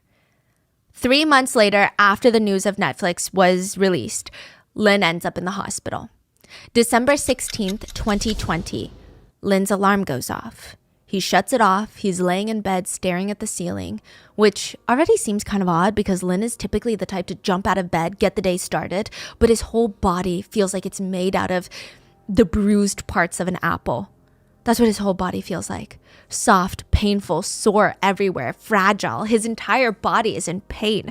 He takes a deep breath. He swings his legs over to the side of the bed, and the whole room is spinning. He's so dizzy. His face is completely puffed up, swollen, and it's strange. I mean, maybe it's the stress. He's been working like crazy recently to get this Netflix deal done and all the press releases, all the interviews. But when Lin tries to get up, it feels like there's an earthquake. His whole body is vibrating, just trembling, and the whole room is stable. He's trying to walk to the restroom, but his body is jerking forward. His body is very erratic. His hands can't seem to stay still. He can't seem to control any of his muscles. He quickly grabs his things and he starts walking. He walks out of the residence onto the street, and perhaps he thought that fresh air would do him some good. He starts walking towards the private hospital. It takes him about an hour to walk the very short distance to the hospital. And once he's in through that door, his state has already rapidly deteriorated. He can barely breathe. He's throwing up. He's having explosive diarrhea. Doctors are rushing him to the ICU. And eventually he goes into full cardiac arrest. His whole body is shutting down on him. In the three-body problem book, there's a fascinating concept called chain of suspicion. Let's say there are two civilizations, two worlds, and the only two worlds with life on it in the entire universe. Let's just say that. Civilization 1, let's call it Earth. It's us. And then there's Civilization 2. The two planets are 400 light years apart. So for us to get to Civilization 2, it's going to take 400 years and vice versa. And Earth just discovered Civilization 2 exists. We just discovered there's another life out there. Civilization 2, as of right now, has no idea that Earth exists. They don't know that there's life outside of their planet. The problem here is Earth knows about 2, but other than the fact that we know that they exist, we don't know anything else. We don't know if they're good or bad, what kind of civilization they are. Do they just like to destroy things? I mean, I guess we could try and talk to them to figure out, but then we would be exposing ourselves and our location to Civilization 2. And who's to say that they'll even tell us the truth? And who's to say that they won't kill us on impact, like immediately after finding out we exist? So Earth must, at least to a degree, wonder if maybe we haven't found any other civilizations. What if it's because Civilization 2 has been out here annihilating all sense of life? And what if they find out about Earth, they're going to annihilate us too? So now, there's a few ways that this could play out. The first way would be guarantee Earth's survival and the survival of all humans on Earth and destroy Civilization 2 before they know Earth exists. It's only a matter of time before they find out about Earth. Then what? We just bet and hope that they're not going to kill Earth for the same reason Earth wants to kill Civilization 2, for peace of mind, for guaranteeing survival? But let's say humans can't do that. We want to know more about Civilization 2. Then we'll figure out what to do next. So we reach out. Now Civilization 2 knows about Earth. Perhaps they kill Earth instantly, or perhaps they interact with Earth. Now, the problem is there are so many things that make this very complicated because there's so much more now that we have to factor in, like a technological explosion. So the way that Netflix describes it is it took humans 90,000 years to get from hunter-gatherer to farmer. And then it took humans another 10,000 years to become industrialist. Then 200 years for atomic power. Computers, the information age, another 50 years. Meaning on the scale of the universe, the amount of time to get from hunter-gatherer to where we are now, it feels slow, it feels very gradual. But on the scale of the universe, it's like a burst. A technological explosion. And who's to say Earth does it the fastest? So with that in mind, if Earth reaches out to Civilization 2, they discover one of two things. Maybe they discover that Civilization 2 is weaker than Earth, and they seem nice. But what does that even mean? You can't just take that for face value when you have the whole weight of humanity's survival on your shoulders. That means right now, Civilization 2 is weaker than Earth. But after Earth reaches out, that might be the perfect catalyst for them to have a technological explosion. Because according to the book, quote, staying alive is not enough to guarantee survival. Development is the best way to ensure survival. On Earth, it took 300 years, but there's no reason why humanity should be the fastest of all cosmic civilizations. Maybe there are others whose technological explosions are even more sudden. I'm weaker than you, but once I've received your message and know of your existence, the chain of suspicion is established between us. If at any time I experience a technological explosion that suddenly puts me far ahead of you, then I'm stronger than you. And on the scale of the universe, several hundred years is the snap of a finger. And it might be that my knowledge of your existence and the information I received from our communication was the perfect spark to set off my technological explosion. That means even though I'm still just a newborn or a growing civilization, I'm still a big danger to you. So it's saying that anybody, even if they're weaker, they can surpass you. Yes, and become a threat. It's the incentive of the stronger to kill the weaker at this point. Because at any point they can become stronger to you, and who's to say that they operate on the same ethics and morals as you do? Got it. So even if someone's like little, yeah, okay. And very soon, they could be more powerful, more advanced than you. And sure, they seem nice, but it's the chain of suspicion. It's basically game theory. You're predicting outcomes based on multiple participants. Civilization 2 tells Earth, we're good people. We're weaker than you and we're very good people. We're nice. If Earth believes them and decides not to kill them, Civilization 2 lives. But now, Earth is left wondering, what if Civilization 2 lied? Or what if they get more evil as they grow more technologically powerful? Then we need to annihilate them while we still can. Or what if they're good but they later turn evil? Then we need to annihilate. Or what if they're good but they think we're bad? They don't think that we're also good. So being good, they need to technologically explode and then they're going to kill us because they think we're bad. But Civilization 2 is also having the same thoughts. Maybe Earth is nice, but they don't trust that we're good, so they're going to kill us, which means we need to kill them before they kill us. Do you see the chain of suspicion? Yeah. It's very complicated. It goes on, and ultimately, the chain of suspicion, there's only one correct answer. If survival is the only thing that matters, you kill on sight. Because according to the book, there is no universal moral code that living beings abide by in the galaxy. It reads, on Earth, humankind can step onto another continent and without a thought destroy the kindred civilizations found there through warfare and disease. But when they gaze up at the stars, they turn sentimental and believe that if extraterrestrial intelligences exist, they must be civilizations bound by some universal noble moral constraints. Insinuating, if humans can't even be good, why would they expect any other life in this universe to be good and treat us with kindness? That is the chain of suspicion. And in the Yuzu office, there is a chain of suspicion taking place.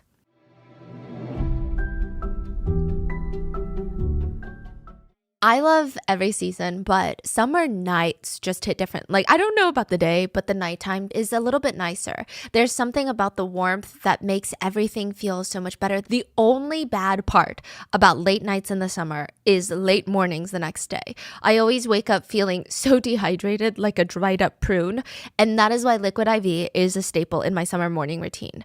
Liquid IV is the #1 powdered hydration brand in America, and for a reason. It has 3 times the electrolytes of the leading sports drink, plus 8 vitamins and nutrients in a stick that is so convenient to use. I always keep a few sticks of Liquid IV in my kitchen counter so that I just never forget to make a glass of Liquid IV with breakfast. It is the perfect way to start the day. I feel fresh and hydrated. I even feel like my skin looks better when I remember to take Liquid IV. And it's just so simple to make. You just grab a glass of water, you tear, pour, live more. The Liquid IV sticks are also super convenient to just carry around. Just throw a few in your car. I throw them in all of my bags, especially my travel bags, because when you're traveling, trust me, it just helps counteract the airplane air. But my favorite part about Liquid IV is that it tastes like a summer treat. My summer staple is the raspberry melon or the white peach. I really like the raspberry melon. I recently got on that kick, and I feel like the flavor is just made for summer. It's sweet with a hint of tartness, and I have no idea how they make it sugar-free with no artificial sweeteners. Well, actually, I do have an idea. They use a proprietary allulose blend, which has the same texture and sweetness as sugar, but without any of the calories. Liquid IV sticks are also non-GMO, vegan, gluten-free, dairy-free, soy-free. So turn your ordinary water into extraordinary hydration with Liquid IV. Get 20% off your first order of Liquid IV when you go to liquidiv.com and use code ROTTEN at checkout. That's 20% off your first order when you shop Better Hydration today using promo code ROTTEN at liquidiv.com.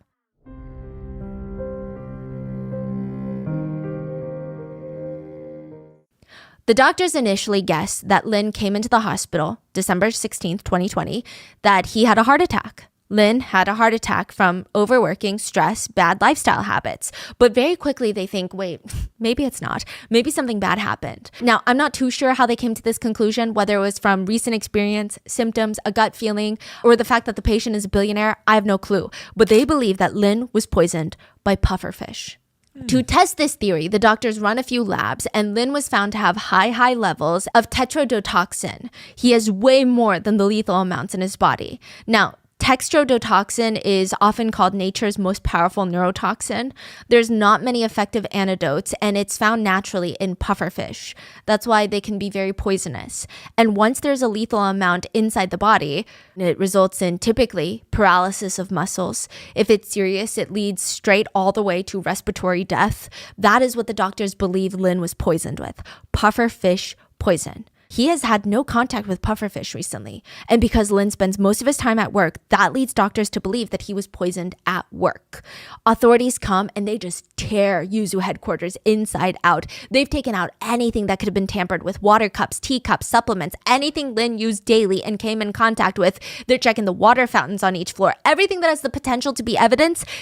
Everything is being booked and checked over and over, including employee hair samples, blood samples. They were also taken in for toxicology reports. And in total, 4 people around Lin were found to be poisoned. But interestingly enough, only 2 of them worked in the office. They were found to have heavy amounts of mercury in their system. Lin's personal assistant and an executive from the 3-body problem universe. Now, out of the 2 people that were poisoned inside the offices, the police, they start mapping out who has access to all these people and who would have the opportunity to poison them. And out of everybody, the chain of suspicion comes down to 1 person. Lin's whole motto throughout the whole 3-body problem acquisition has been the 3 Fs. Film-free fans. Films, create movies everybody's gonna love. Free, let fans use the IP to a degree. So instead of going after a random superfan who spent weeks creating an animated short story using the characters and the plot and the likeness of the brand, or a superfan that develops a game off the 3-body problem and everybody loves it, instead of suing them for copyright, Lin's vision was let them create. And even encourage them. He said, whoever can make a good game should have the right to use the IP for free. In the grand layout of IP, it is the people who are competent and talented that keep it alive, not the people who have money. But that's not to say anything. I mean, the ultimate end game for him is still money. So once he does that, he's going to see an explosion in fans from all over the world that he can acquire and sell merchandise to, sell a theme park ticket to, make more movie admission tickets for. You repeat the cycle over and over again. Release movies, merchandising, experiences. They're going to spend money on it. It's the 3F model. Lin said the fans, especially for something like the three body problem, they need to be respected. He said every day before you go to bed, you talk to your users. Otherwise, you don't know what's going to happen when you wake up tomorrow. That's the spirit of the internet. And the internet, they want things fast, okay? Lin is really aggressive with the development of the three body problem, which from a business standpoint, it does make sense. Reportedly, he's already sunk $71 million into the first failed film plus the rights to the IP. That's just surface level. There were attorneys, personnel, staff that were all involved in this massive deal. Their paychecks have to come from somewhere. They're being paid to work on this. Right now, there's a new subsidiary of Yuzu that was formed for the three body problem universe being run by Shu, and they've got a whole office, a whole team of employees that are trying to get this thing off the ground. Every day, every single employee on payroll, keeping the lights on, every single coffee pod that they drink is technically sinking money, which I'm not saying he doesn't have the money to spare, but from an accounting business standpoint, there is a lot of pressure for him to make this work. They need to start making money from this IP ASAP, or else Yuzu shares are going to drop and nobody's going to have a good time and a lot of people are going to be out of jobs. But for a full year, nothing happens. It's radio silence inside the three body problem building. When was this, you saying? 2019. A year after they acquire the rights, nothing is happening. Nobody knows what the hell they're doing and what the hell is going on. What do you mean you don't know what's going on? I don't know. I don't even know who I'm supposed to be reporting to. The whole thing is chaos. Everything is stalled because the head of the company is a lawyer who has zero experience in the entertainment industry. He has no idea what he's doing. Nobody wants to listen to Shu because all of his contributions as of right now are misinformed or dumb because he's just a lawyer. What does he know about this business? Everybody's kind of doing their own thing. There's no head of any project. No one is leading the march. One employee said at one point, Shu spent more than 2 hours asking random employees in the break room about their advice on making it work in the entertainment industry. Aren't you supposed to know that? One former employee said, we would have these meetings and everybody was super passive. Everybody was just a bystander. Nobody even knew who was in charge. So the result just was not good. When Lin realizes that everything at the three body problem universe is stalled, he marches into the office and he's got a meeting with Shu. They're going to continue to have daily meetings moving forward from this point. Lin is desperate. He's practically begging, screaming at Shu. We got to turn this IP into money soon. We got to monetize now or else the ship is going to sink.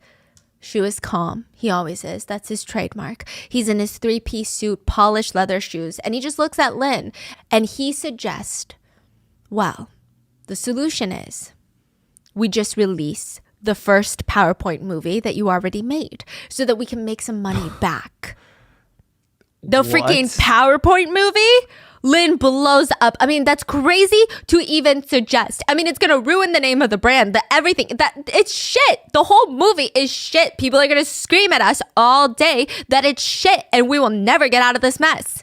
From that point forward, it is said that the two would argue every single day in the office. Former employees said you could hear them arguing nonstop. Sometimes when Lin, the billionaire, would get extra passionate, he would pick up cups with water, tea, whatever's still in them and throw them, chuck them at Shu. If it was particularly emotional of a fight, he would pick up a chair and chuck it at the wall.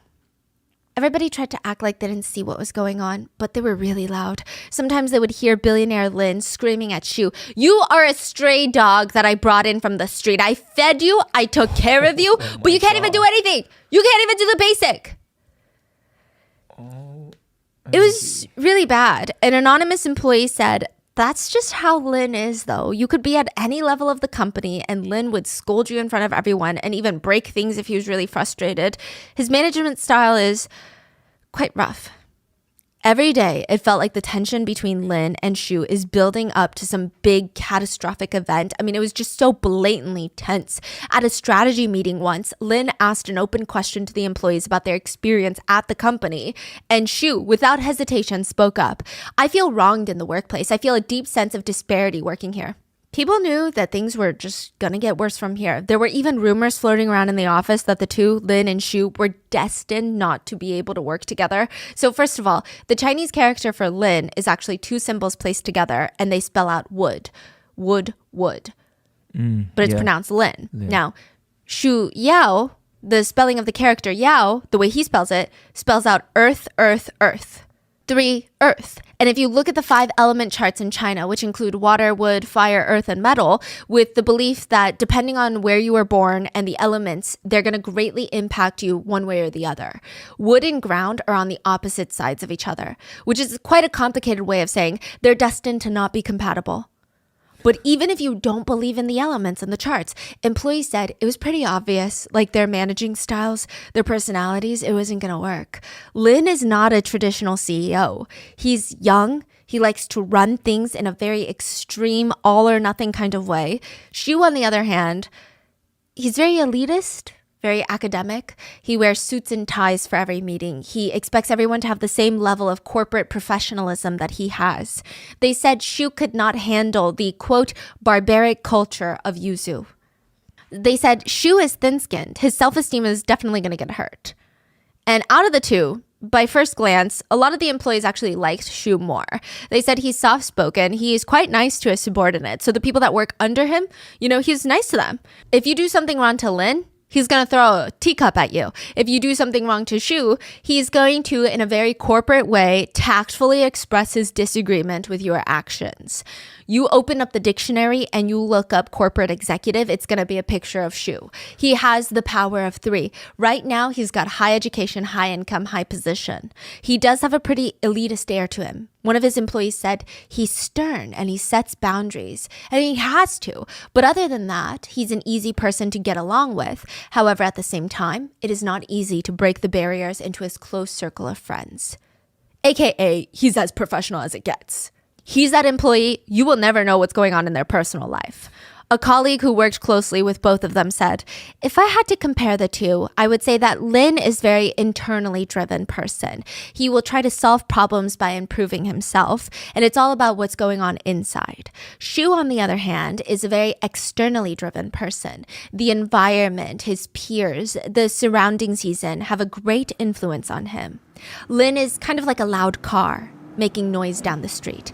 Dangerous, loud, but you see it coming and you hear it from a mile away. Shu, he's silent, but he's powerful. He's like a volcano. You just never know when he's going to explode. He feels unpredictable. Really? The quiet one? Yeah. Now, there were a few odd instances with Shu. One colleague remembers they were in the break room once together having a super casual conversation, and Shu just offhandedly said that he really, really likes reading novels about poison masters and dark magic. Witch doctors, he called them. The employee thought it was interesting since they know that President Shu is a lawyer and he seemed very by the books, like a very straight edge, rigid kind of guy. So it was surprising in that sense, but maybe it's not. It's just a little unexpected. But more alarming was the incident with his secretary. Everyone in that office that day likely remembers it was just such a strange moment. Shu was going out of town for a business meeting. His secretary is staying in the office. She gets off the phone with him and runs to the bathroom crying. Apparently, Shu had gotten to the airport. He's about to board the flight, but the flight attendant is like, "Oh, sorry, sir, you can't board." "What do you mean I can't board?" "Yes, I can. I'm going to board the freaking plane." "No, sir, you cannot board because this plane is not even headed where you would like to go. You are at the wrong gate." Shu himself had walked to the wrong boarding gate inside of the airport. He missed his flight by going to the wrong gate, called his secretary, and screamed at her for 45 minutes straight. It is said the words he used were so vile that it is out of a normal person's imagination. The dirtiest, most filthy words were sprayed all over the sky, is how it's described. Wow. After he hung up, his secretary broke down in the office completely and submitted her resignation letter, which he rejected because he profusely apologized. He told her, "I am just under a lot of pressure at work, as you can tell clearly, so the emotions have gotten the better of me, but it's never going to happen again. I would love if you could forgive me and come back to work. I will make sure that this never, ever happens." But you know the kind of pressure, right, that Lin has been putting us under, right? Lin feels like every single day that Xu is president, they are throwing money into a fireplace and lighting it on fire. On top of that, to add fuel to the fire, in 2019, a movie called Wandering Earth is released. That was like, it was number one. It broke all the records. So The Three Body Problem is one series of the author's book collection, and that is the IP that Lin owns now. But the movie Wandering Earth is the author's newer series that was adapted into a movie written by the same author of The Three Body Problem. And I mean, this is probably the biggest Chinese sci-fi movie at the time. It grossed $673 million in Chinese theaters. At the time, that one movie broke almost every single film record in China, and it kickstarted a whole sci-fi trend.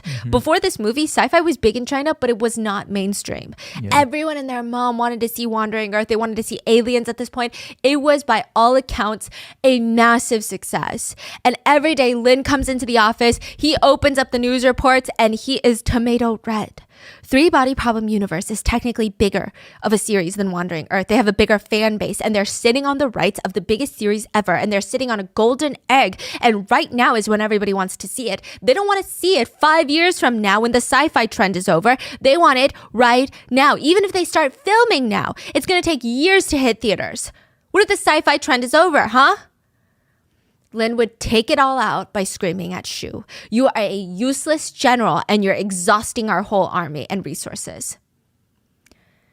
Now, there is a Chinese saying, one mountain cannot fit two tigers. One throne cannot fit two kings. Lin brings in another person, a third body. Everyone, please meet the newest vice president of Three Body Problem, Zhao. Lin brings in a younger, more experienced vice president into the company, and it is very, very clear what Lin is planning. Zhao is Xu's replacement, and he's breathing down Xu's neck every single day, asking him why they have nothing to show for the Three Body Problem IP. Lin doesn't even hide the fact that he favors Zhao. Zhao is basically acting as the president of the Three Body Problem and just starts making executive decisions, ignoring and disrespecting Xu completely. Xu has no real power at this point. He just has a title. He doesn't even have his salary anymore. Most of Xu's $3 million salary comes in the form of a bonus at the end of the year. But in 2020, Lin is telling Xu, don't even expect a bonus, because what have you done to warrant a bonus? Without a bonus, Xu's salary is about $500,000 a year, which to him is nothing. It is not nearly enough to put up with the emotional trauma every single day of having cups thrown at you, chairs thrown at you. He feels like he's being used as a punching bag. And as Xu's life and career are falling apart, and it feels like everybody in the office is laughing at him when he walks in, Zhao, the VP, is living the dream that Xu feels like he was promised. Yuzu Games and Netflix signed their deal. Xu is not even part of the conversation. He's not even mentioned once in a single article or in any of the press conferences. His name is nowhere on that project, not even in passing, even though he's technically the president of the Three Body Problem universe. It is announced that Lin and Zhao are going to be executive producers on the show alongside some of the most iconic showrunners in TV history. Game of Thrones showrunners David Benioff and D.B. Weiss. Brad Pitt and Rosamund Pike are also, regardless of how you feel about them personally, but like in terms of names in the show business, Brad Pitt holds a strong name and we love Rosamund Brad Pike. Pitt is part of Three Body Problem? Executive produced. Oh. Brad Pitt and Rosamund Pike, who plays Gone Girl. I think that's how you'll know her. They are also involved in this big project, even though they are not casted. So on the production side, I mean, this is going to be a big deal. But Xu is going to get nothing. Xu doesn't even have any shares in this business. So as the universe grows, he's really getting nothing. But he's not fired. He's still in the company. Yeah, but it's only a matter of time. Yeah. December 17th, Xu is arrested at a law conference in Beijing. It said that he was desperately trying to get a meeting with the vice president of the Three Body Problem universe, Zhao, his own replacement, presumably to try and poison him. That's what the police think. So they arrest him. Wait, 17 is after the hospital? Yes, Lin is in the hospital. When? He is... 17th? Yeah. No, he was in the hospital 16th, so the day after. Oh, the He's day still after. alive. Right. So Lin in the hospital, really sick. And the next day, the police arrested Zhao. 16th, Lin is in the hospital really sick. They suspect poisoning. They start searching the offices. 2 other employees are discovered to have been poisoned. The next day, December 17th, they arrest Shu. Because they're like, there's poison in the office and someone's poisoning them and we think it's Shu. Oh, because they fight all the time. Yes. So they arrest him. Now, Shu was working as the 3-body problem president, but he was also a Japanese CEO. A Japanese CEO? He's Yeah. Japanese? Well, he's Chinese, but he owns a company in Japan, a chemical import and export company. Well, not really, but he did recently register a company in Japan along with 160 new phone numbers. He started ordering poison off the dark web and sending them to Japan to his holding company. Then slowly he would have someone import all the poisons from Japan to China. They probably didn't even know it was poison. What? He would have them shipped in different packaging at different times to different locations until they all made it to his tiny little warehouse in a quiet, distant suburb of Shanghai, where the rent is somewhat affordable. The houses are spread far enough that you can actually get some privacy. You can walk around in your underwear in the back shed and probably, hopefully, nobody will notice. Shu leased a house there in the suburbs so that he could create his own Breaking Bad lab. That was his favorite show.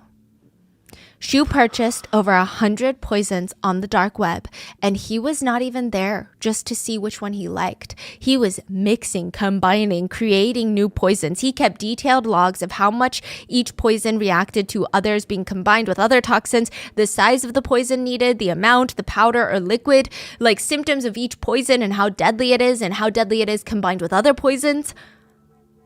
It's a lab. What? Shu was out to create his own little poison blend, if you will, his own concoction, mixture. And his test subjects were stray animals. He would catch stray cats, dogs, rats off the street, test the poison on them first, and it's said that he killed hundreds of animals during his testing phase. Whoa. So this is happening during the whole, like off work, like he's going home and mixing poisons. Yeah. Like beginning of 2020. Wow. He's planning this for months. Wow. Eventually, he settles on a few toxins, but his main ones would be pufferfish poison, mercury. And the plan was Shu would poison Lin and Zhao, the VP of the 3-body problem IP, with mercury through their coffee, whiskey, water, and tea. Now, the plan was small quantities, frequently, over a long period of time, to make it very hard to trace back to him. The vice president of the 3-body problem universe, Zhao, he had 10 times the safe levels of mercury in his body. He had to be hospitalized. He had to be treated with dialysis to clean the toxins from his blood, which is not a fun process, but it worked. He was discharged, but he did bring a cup of tea with him home from work. His wife had taken a sip, and she also had alarming high levels of mercury in her system. She survived, but she had just given birth and was breastfeeding. She had to stop breastfeeding because of the mercury levels. Whoa. Now, the curious part is Lin's personal assistant was also poisoned. Lin makes sense. He's targeted by Shu. The vice president makes sense. He's targeted by Shu. His wife makes sense because she took a sip of his coffee and he's targeted by Shu. You get it, right? But what about the assistant? Did she wrong Shu? Not exactly. Earlier in December, because again, he was hospitalized 16th. Earlier in December, Shu had walked into Lin's personal assistant's room with a little bottle in his hands. He places it on the desk. She looks at him, confused. Probiotics. They're from overseas. They're probably the best I've ever had. Highest quality, great for digestion and stress. Tell Lin that they're from me. The assistant takes the bottle in her hands, and before Shu walks off, he tells her, actually, can you make sure that he takes it every day? You know how he's so forgetful. Shu decides that he wanted to kill them now. The mercury, it was just taking so long. They're too young, they're too healthy. He needs to give their bodies a big push. So he puts pufferfish poison with a blend of other poisons into the probiotic capsule. Now, the original plan was to try and kill Lin and the vice president at the same time with probiotics. But at this point, Shu and the vice president are fighting so much, even more than he's fighting with Lin, that if he were to give him a bottle of probiotics right now, or even to his assistant, they'd be in the trash. So only Lynn would receive the probiotics, and there were a total of 30 pills inside, and only 1 or 2 of the capsules were poison. What? So it's like he's going to take it every day, but you don't know when it's going to hit. It's like playing Russian roulette with his life. But that still doesn't explain how mercury got into the personal assistant system, because she didn't have pufferfish poisoning. She had mercury. She didn't take any of the probiotics. But remember the tea that was tainted with mercury? Well, Lynn only drinks the finest teas. And sometimes he wouldn't finish the whole teapot. He would have this little teapot with tea left over that he didn't pour into his tea glass. And the assistant, instead of washing it out, she would pour it into a thermos and take it home to drink, because it's like $5,000 per pound of tea leaves. When else is she going to get money like that to drink this kind of tea? Is she okay? Is she alive? Yeah, she's fine. She's alive now. But I mean, fine as in she probably went through a lot, but she's alive. Wow. The tea was poisoned with mercury. Now, the police now know who tried to kill Lynn and how they did it, but they have one last thing. What are the other toxins inside the capsule? There's a rule of thumb. If a snake bites you, you kill the snake and bring it to the doctor. This is not some sort of like eye for an eye punishment or anything like that. But chances are back then, if the doctors know exactly what snake and which venom you have in your system, the chances of saving your life are exponentially higher. I think it's just a saying. I think if anything, most snakes are not venomous. And if they are, I think a picture would suffice. But you get it. It's just, if you know what poison it is, it's so much easier to save a life. Now, Shu has been arrested. Lynn is in the hospital. He's practically comatose at this point. His organs, his brain, they're shutting down, and every second counts. The doctors have tried everything. They've already tried performing every single life-saving measure that they could think of. Lynn underwent 4 liters of blood transfusions, which is a massive transfusion. Typically, this is only done in severe blood loss cases. To give you some more context, the total blood volume in an average adult is about 5 liters. They've pretty much swapped out all of his blood. They want to get rid of as much toxins in his body as possible. And for a second, from December 16th, since the blood transfusion, they thought it was kind of working. His state was becoming more stable, but out of nowhere, it just starts deteriorating again, just downhill. He becomes in a comatose state. Doctors believe that Lynn was poisoned with a variety of toxins, and they're still attacking his body. They're attacking him while he's in a weakened state after the blood transfusions. So all they need is to know which toxins are inside of Lynn so that they can try their best to either get it out or find an antidote, proceed with the smartest course of action. Shu refused to tell the doctors what he poisoned Lynn with. He will die if Shu does not tell the doctors. Shu remained silent till the very end. December 25th, 2020, 39-year-old Lin Shi was pronounced dead. When his body was autopsied, they found at least 5 different toxins in his body. He had high levels of mercury and about 10 times the lethal amount of mercury that was severely just damaging his internal organs. And then 5 other smaller toxins, and it said that they were eating away at his organs like termites eat dry, rotting wood. I will say Lin is not the perfect victim here. He's a billionaire, which already raises ethical concerns. On top of that, he undoubtedly created some pretty hostile work environments. It's likely that he at least screwed over one person during his career, if not many people. He worked his employees to the bone at one point. He was very temperamental. He could turn on someone in the fraction of a second, and you wouldn't even see it coming. And it seems like people either really loved him, or they had some really harsh things to say about him while he was alive, that is.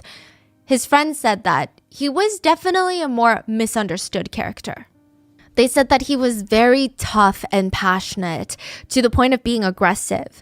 The words his friends used to describe him were enthusiastic, but also very righteous in what he believed in. Not saying what he believed in was always the right thing. Just if he had an opinion about something, he was very passionate about it. He wasn't evil, is what the friends say, or trying to hurt people. He was just someone that didn't treat anything casually. He didn't treat anything indifferently. Like, he was emotionally invested in every little thing. And that emotional investment would translate into this very aggressively passionate conversation. Even when he played games, he was really aggressive. He liked games that were zero downtime. So games where you're just shooting the gun nonstop. There's no moment of rest. There's no walking around. There's no building something. Like you're fighting someone nonstop. When Lin's teammates would drop the ball and the whole team would lose, he wouldn't even scream. He would just get very serious and say, again, let's go again.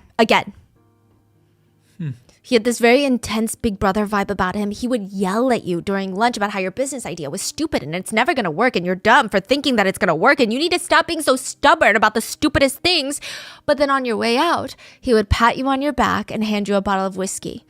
You drank 2 glasses during lunch. It seems like you enjoyed it. Here, take a bottle with you. You go home, you look it up. It's a 50-year-old bottle of Yamazaki whiskey that costs about $100,000. What?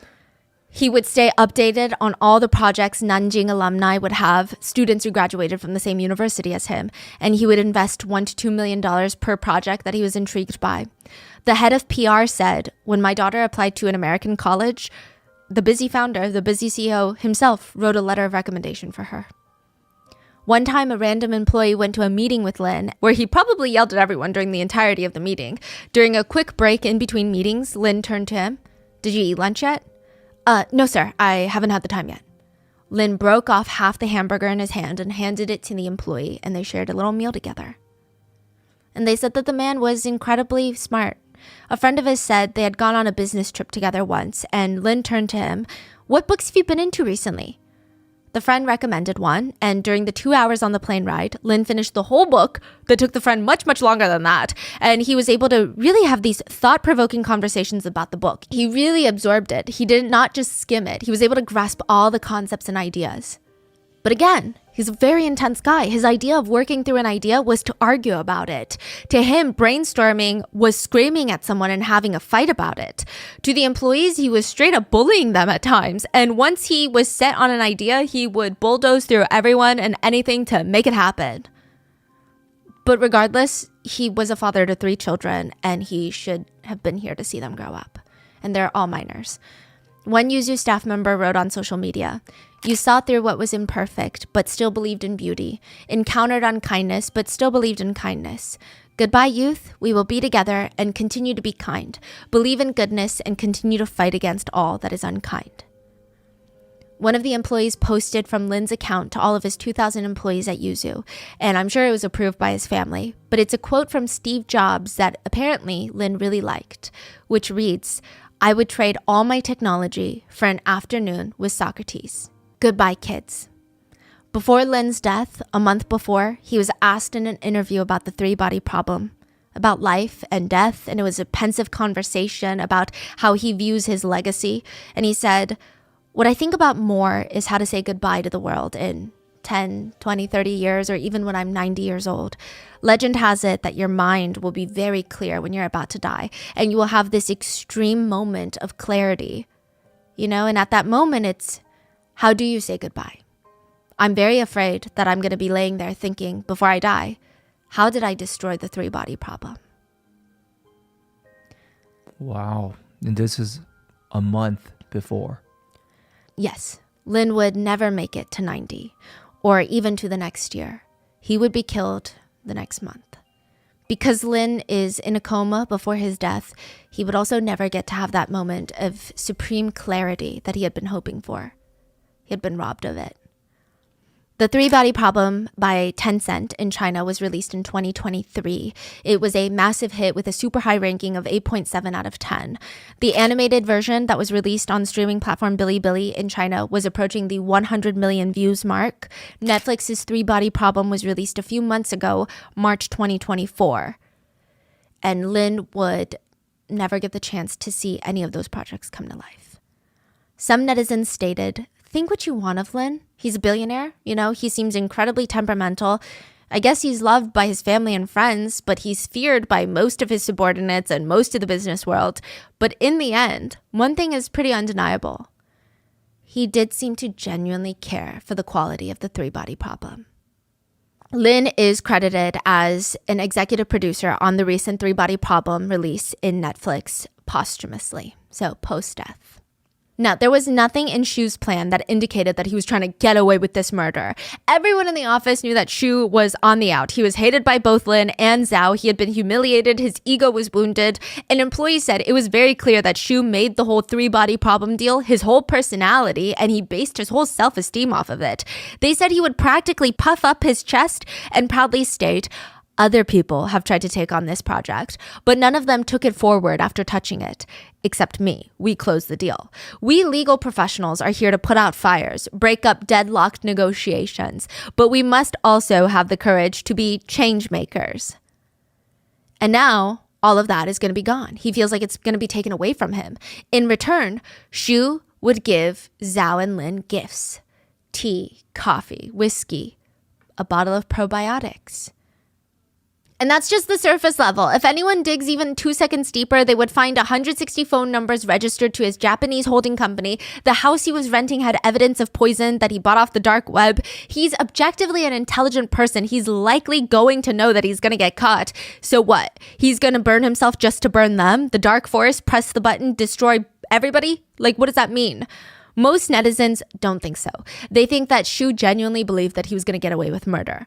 Shu, to give you some context, went to school in France and the US. A lot of netizens think that that's influenced the way he's handled his own murder trial, because he's on trial for murdering Lin. According to some Chinese netizens, they felt that he had a very Western approach to his defense.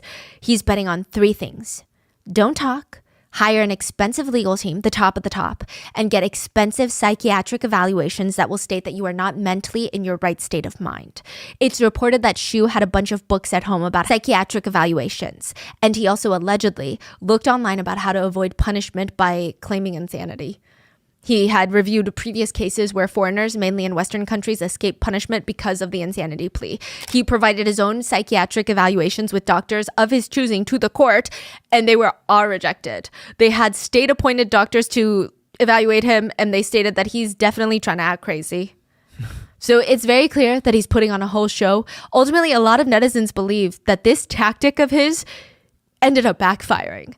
Mainly because he had the chance to save Lin's life and tell them which poisons. But he stuck with the don't talk, lawyer up, and claim insanity. It just shows how cold-hearted he is. Yeah. It doesn't show anything else. His decision not to say ended up being life or death for Lin, and he died. And ultimately, that decision is going to be life or death for Shu, too. March 21st, 2024, this year, The Three-Body Problem was released on Netflix.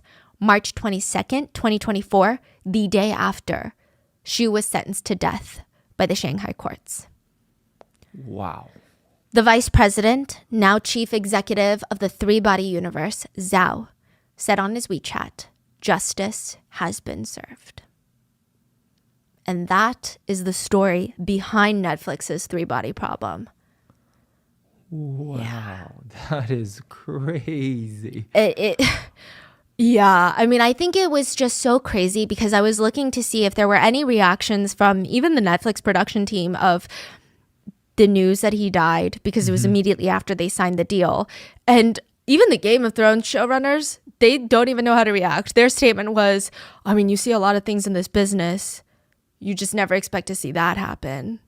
Like, I think no one knew the appropriate reaction even because it's so bizarre. Yeah, but you said at the beginning it was Amazon? Yes. They did say something? Or? Yeah, so an insider that was allegedly at the Amazon meeting said that 2 years later, when they found out that Lin was killed by Shu, they said, yeah, I'm not surprised. Like, the amount of tension in between that Yuzu group was just out of this world. Like, I'm not surprised that someone killed someone. Ah. Yeah. Wow. And I mean, what are your thoughts? Have you guys watched The Three-Body Problem on Netflix? It's actually not doing well compared to the budget that they spent on it. Really? There's not even conversation about, yet at least, if it's going to be renewed for season 2. Huh. Which is kind of crazy. What are your thoughts on it? Let me know in the comments, and please stay safe.